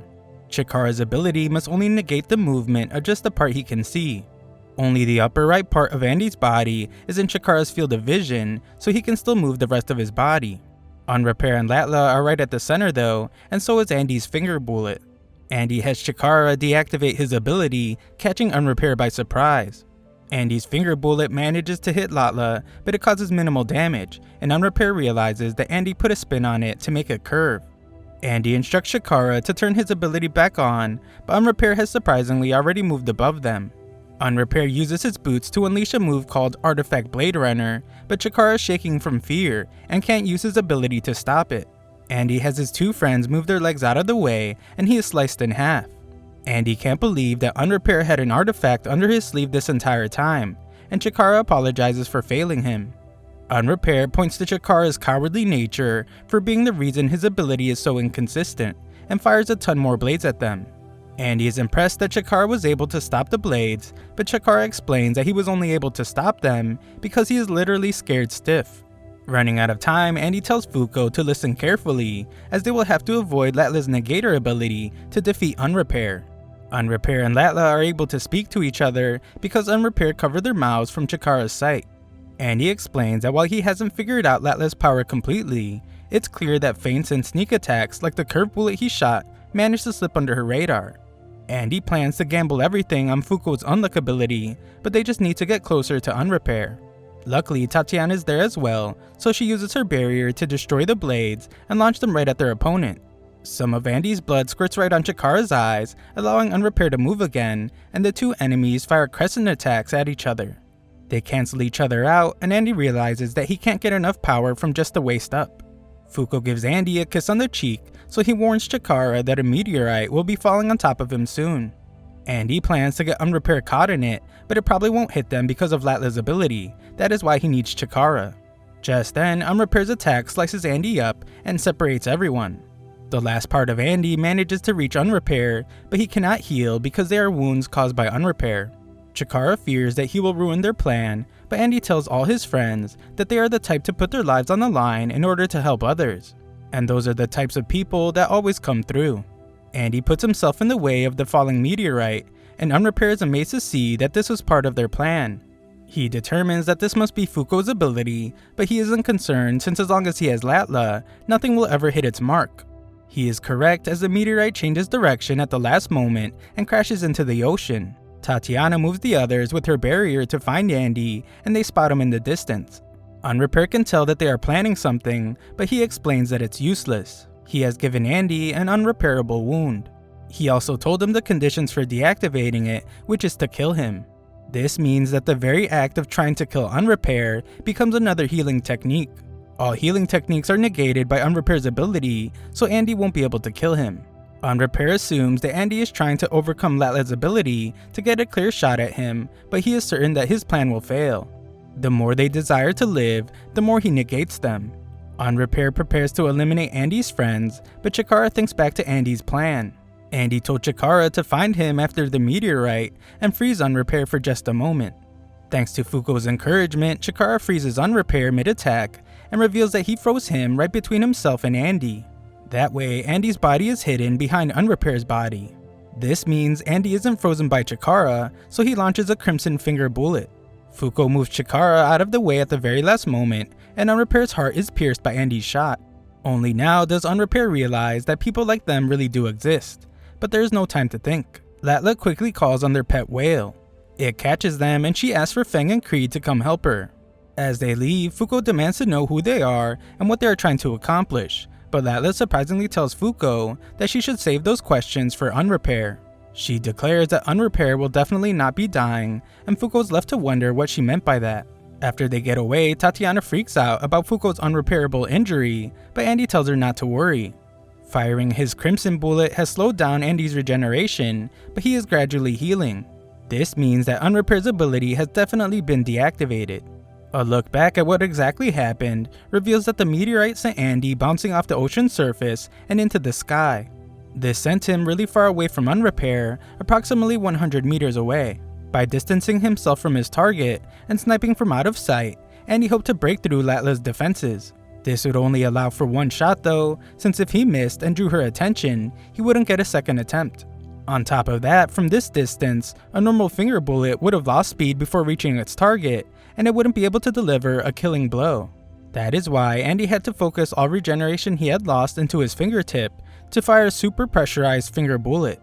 This extreme measure impairs his regeneration a great deal for several minutes, leaving him exposed.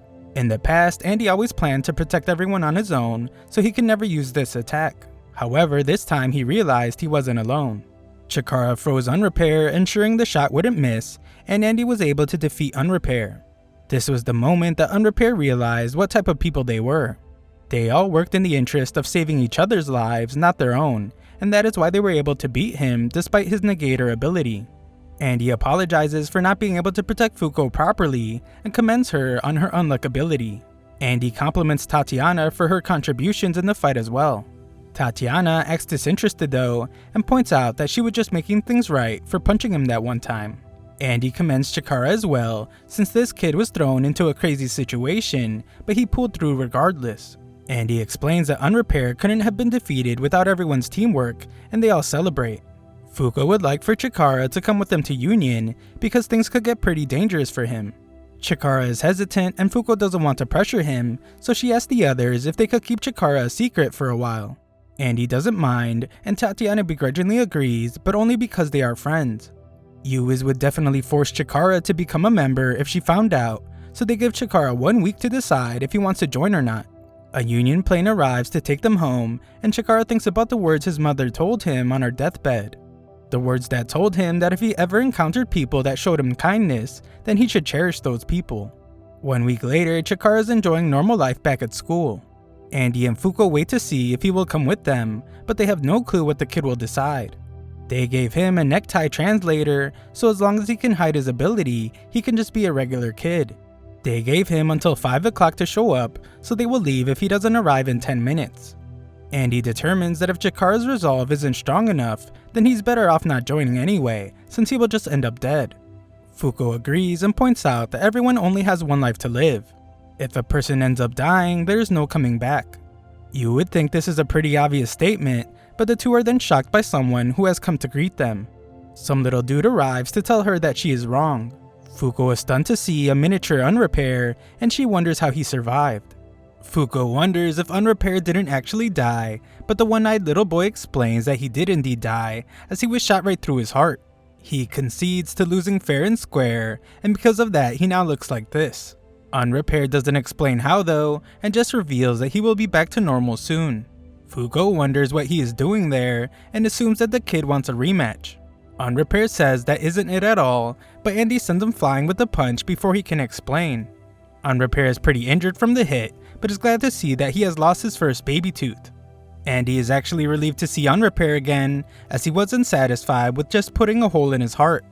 Unrepair realizes that Andy is upset about him hurting Fuko, but he remembers that Fuko was actually the one that jumped in front of his knife. He checks up on Fuko and she reveals that her wound healed because a certain doctor helped her. Unrepair apologizes and uses that as proof that he is there to make things better. He reveals that he is there to give them a gift, and Fuko's shocked to see that it's a handgun. Her shock makes Unrepair realize that she has never dealt with an artifact before, so he tosses her the gun. When Fuko catches it, she has some crazy psychedelic visions.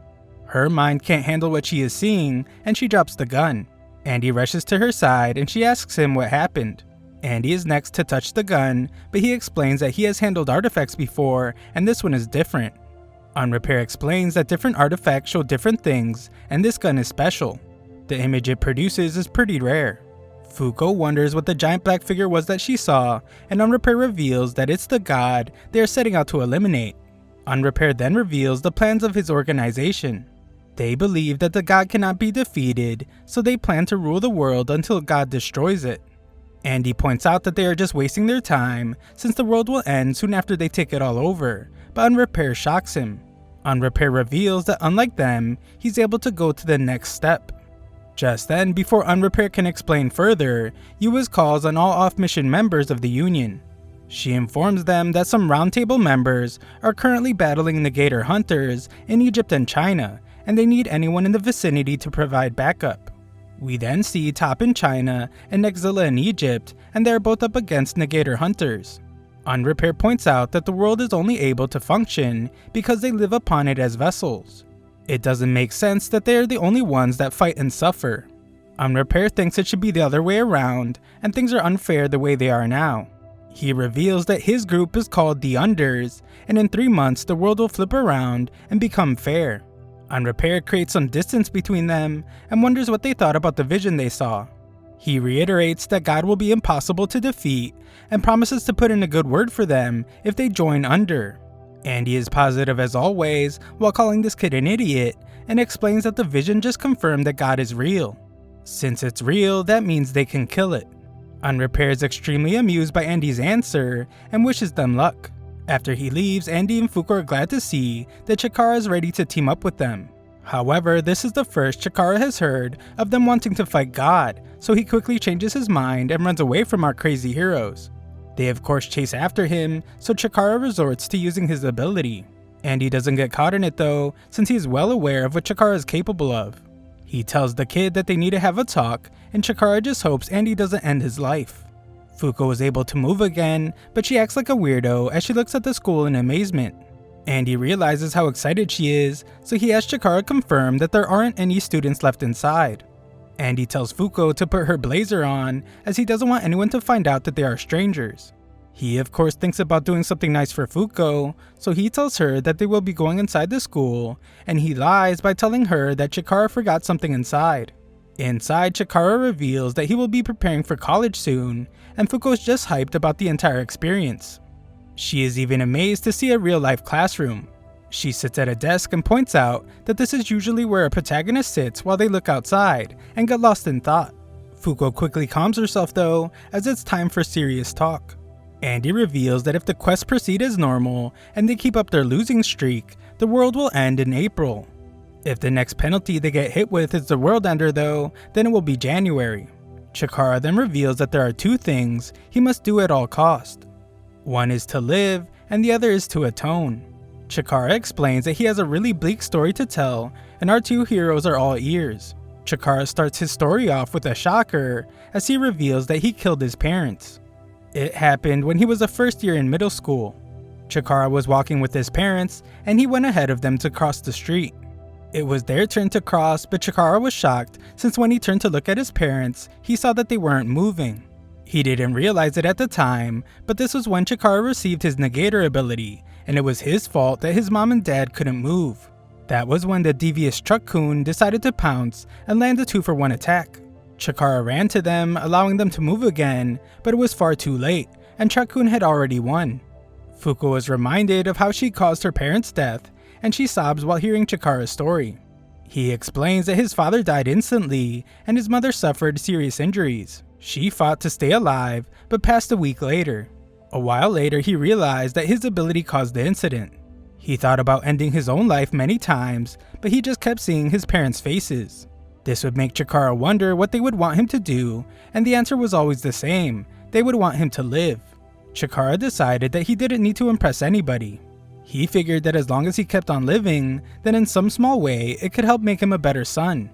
Chikara always thought that this was his only reason for living, but then he was caught by the mafia and caged up. Then, just as his life was about to end, he met Fuko and Andy. Not only did they save the little nerd, they also taught him that his ability can help others. Chikara was always searching for a way, outside of just living, to make amends. He has found a way now, and that is by helping others. Chikara promises not to run away anymore, and asks them to let him join their team. Just then, Chikara's friend arrives to walk home with him, and he wonders who the old guy is that looks like he got held back 10 grades. Fuko has a good chuckle when she hears this, but Chikara's friend named Rio notices that she isn't wearing their school blazer. Fuko can't stop laughing, so Andy decides to just tickle her into unconsciousness. The entire situation is pretty strange, but Rio quickly forgets about it and remembers that he has big news. He tells Chikara that he will be heading to some big-time university on a basketball scholarship, and Chikara couldn't be happier for his buddy. They celebrate, but Andy notices that their car has arrived and tells Chikara that it's time to go. Rio goes back to wondering what's going on, but Chikara freezes him and says goodbye to his good friend. Rio made school a lot more fun for him, so Chikara hopes that they can graduate together after they defeat God. Once Rio is able to move again, he tries to get an answer from Chikara about what's going on, but he just leaves. Rio thinks that Chikara is in trouble with bad people, so he does what a good friend should do and chases after him. Chikara tells Andy that he wants the memory thing to be done. Andy makes sure that it's what he wants, and Chikara explains that he is sure since it will make things safer for everyone. Rio is determined to rescue Chikara, but Nico is told to erase the kid's memory. Rio stops right in his tracks after forgetting everything, and instead just remembers that he forgot his bag inside. Rio heads back inside, and Chikara sobs after having to do that. Fuko tells Andy that she wants to defeat God more than ever now. That way Chikara can go back to school again, and also so that the world doesn't come to an end. Fuko asks Andy to teach her how to fight, so he agrees. Back at Union headquarters, we see Yuiz without her helmet. It is September 16th, and she stares at the penalty tablet. Andy and Fuko just succeeded in persuading the 11th Negator to join the Union. Because of this, a memory wipe was conducted on anyone that knew Chikara. Upon the request of Fuko and Chikara, a special training regimen was established for the two of them. 3 months later, on December 1st, all Union members gather at the round table. With all 11 seats now filled, Yuiz calls an apocalypse to reveal the next round of quests. The day before, we see that Blind Billy has put spurs on his boots, and he explains to Tatiana that he is using them to see around him. She of course knows what he uses them for, but she is upset because he shouldn't need them when she is around. She told him that she would be his eyes no matter what, and he remembers that he does need his little friend. Back to the present, Apocalypse explains that these new quests have the 100th penalty at stake. This being the case, for this round, every quest will be open to everyone. Every living person on Earth will have the right to participate. Billy realizes that it being open to everyone shows just how significant these quests are. There are 4 quests this time. The first quest is the neutralization of UMA Spring, with the reward being the location of Artifact Aegis. Quest 2 is the neutralization of UMA Summer, with the reward being the location of Negator Unchange. The third quest is the capture of UMA Autumn, with the reward being the addition of UMA Ghost. The final quest is the neutralization of UMA Winter, and its reward is the location of Artifact Remember. The quest deadline is December 31st, which is a month from now. If all quests are not fulfilled by the deadline, the penalty will be the addition of UMA Revolution. Yuiz points out that people outside of the round table being able to participate means that they are facing opponents of a grand scale. She declares that everyone must unite to challenge them, but Billy interjects. These quests hold the 100th penalty, so he doubts they will be easy. He argues that since the 100th penalty is at stake, they shouldn't risk losing more members so close to the 101st penalty. Since 3 out of the 4 simply need to be neutralized, Billy suggests a simple plan to minimize risk, and that is to drop a few nukes on them. Tatiana can't believe what she is hearing, and points out how innocent people will be sacrificed if they do that. Billy retorts that that's all they'll lose, and he calls Yuiz naive. She is always seeking a better outcome, almost as if there will be a next time.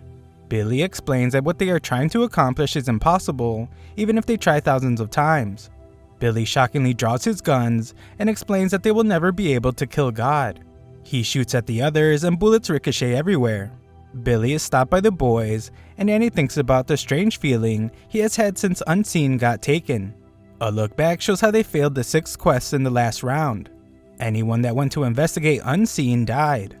The assumption was that Unseen got taken by Unrepair. Andy then thinks about Unrepair and his group called the Unders. This group faced off against Union Roundtable members in Egypt and China. Andy thinks Unrepair might have been hinting at something, but can't believe what he thinks it is. Billy is cold-blooded and points out that their supposed leader Yu is slow to make a decision on what to do right now. Top panics as Ishin was shot, and Nico prepares to check on the wound. Billy brags about taking down Unbreakable, but this of course doesn't go well with the others. Andy tries to stop the kid, but Top is so enraged that he ends Billy's life with one kick. Tatiana loses it, but Top reminds her that Billy just shot Ishin and he is a traitor. Just then, everyone is stunned as Billy starts moving again. He makes a statement about the burden of negating and being forced to fight. Billy believes that as negators that are forced to fight for the world, they should be able to sacrifice the lives of the masses to achieve their goal. He considers anything else unfair. Just then, the ground shakes and Billy declares that the round table will belong to Under, as he will be taking it. Unrepair and Latla are there as well, and Billy proclaims that he will be the one to end God. Everyone stares in disbelief at the huge UMA burn, and the completely lost Fuko just now wonders if Billy betrayed them. This seems to be the case, so Fuko is worried about what Tatiana must be going through. Unrepair is glad to see his old pals again, but Ala doesn't like being called his wife.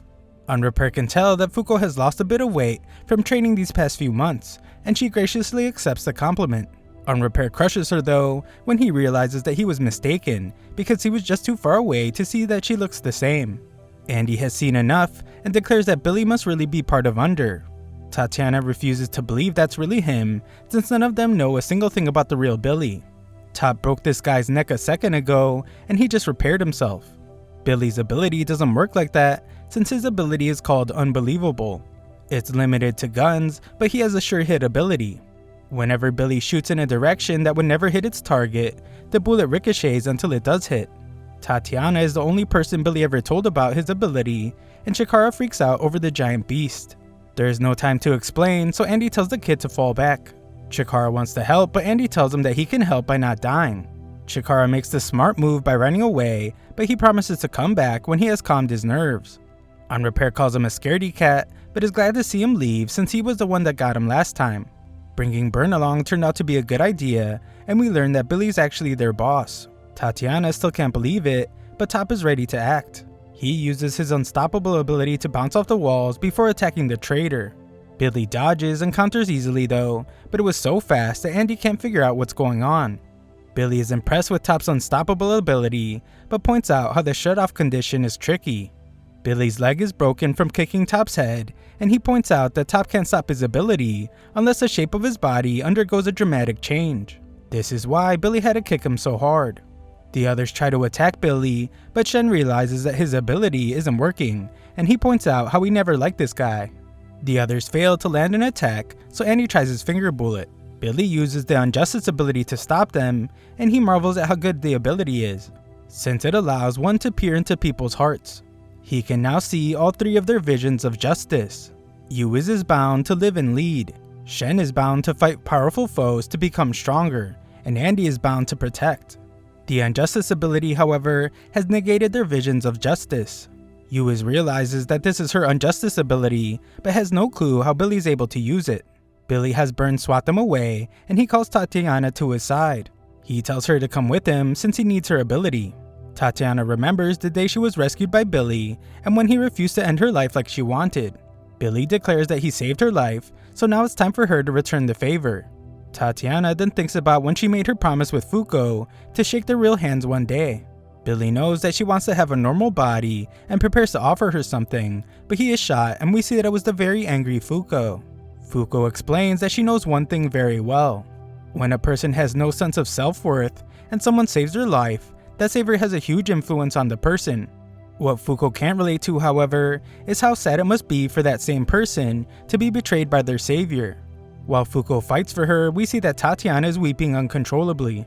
Billy coldly determines that Tatiana won't be coming with him, so he declares that she too will now be his enemy. Billy instructs Burn to get them out of there, and Andy can tell that he plans on escaping by melting the ceiling. Uis says that they cannot let them leave, since if he steals the round table, then they lost their way to oppose God. They must do whatever it takes to get it back, and it's all over if they don't settle things right now. Andy has a ton of questions, but he will save them for later to do as she asks. Andy is somehow excited even now, and is just glad to hear that he can use any means necessary. He tells Fuko to give him a huge unluck, and Uis sees that he is planning to rely on Fuko's ability. Uis points out that Burn is really strong, and wonders if they can really pull it off. Andy explains that it's their best chance since their enemies have Outlet with them. As long as she is there, regular attacks won't land. That is why they will bank on Unluck's randomness. Uis is convinced and prepares to see what they come up with. She gives a speech to the other members about Billy's betrayal. They must retrieve the round table at all costs, and the operation will be centered around Fuko and Andy. Their top priority will be to disable Burn, since they can't take the round table without him. Nico will stay to treat the wounded and grant lab members control of the facility to stop Burn. Nico leaves that job to Miko, and she gets excited to finally be of use. Uis instructs Shen and Phil to go to the depository in case Under try to steal artifacts on their way out. On top of that, she grants them permission to use any artifact to succeed. Uis then asks Chikara to use his ability to stop her bleeding. As for Tatiana, Uis simply has her stand by. Fuko assures her that they will take care of everything, and promises to find the reason behind all of this. Fuko assures her that Billy is a kind person, and Tatiana must know that better than anyone. These words calm Tatiana, and she asks Fuko to save Billy. Andy calls Fuko to his side, so Fuko declares one last time that they will take care of everything. Fuko and Andy go after Under, and Uis declares the start of the operation. She tells everyone to provide Fuko and Andy with their support, and everyone springs into action. Thanks for watching my recap. Sign up to my free newsletter if you want to show some support to the channel. Link is in the description.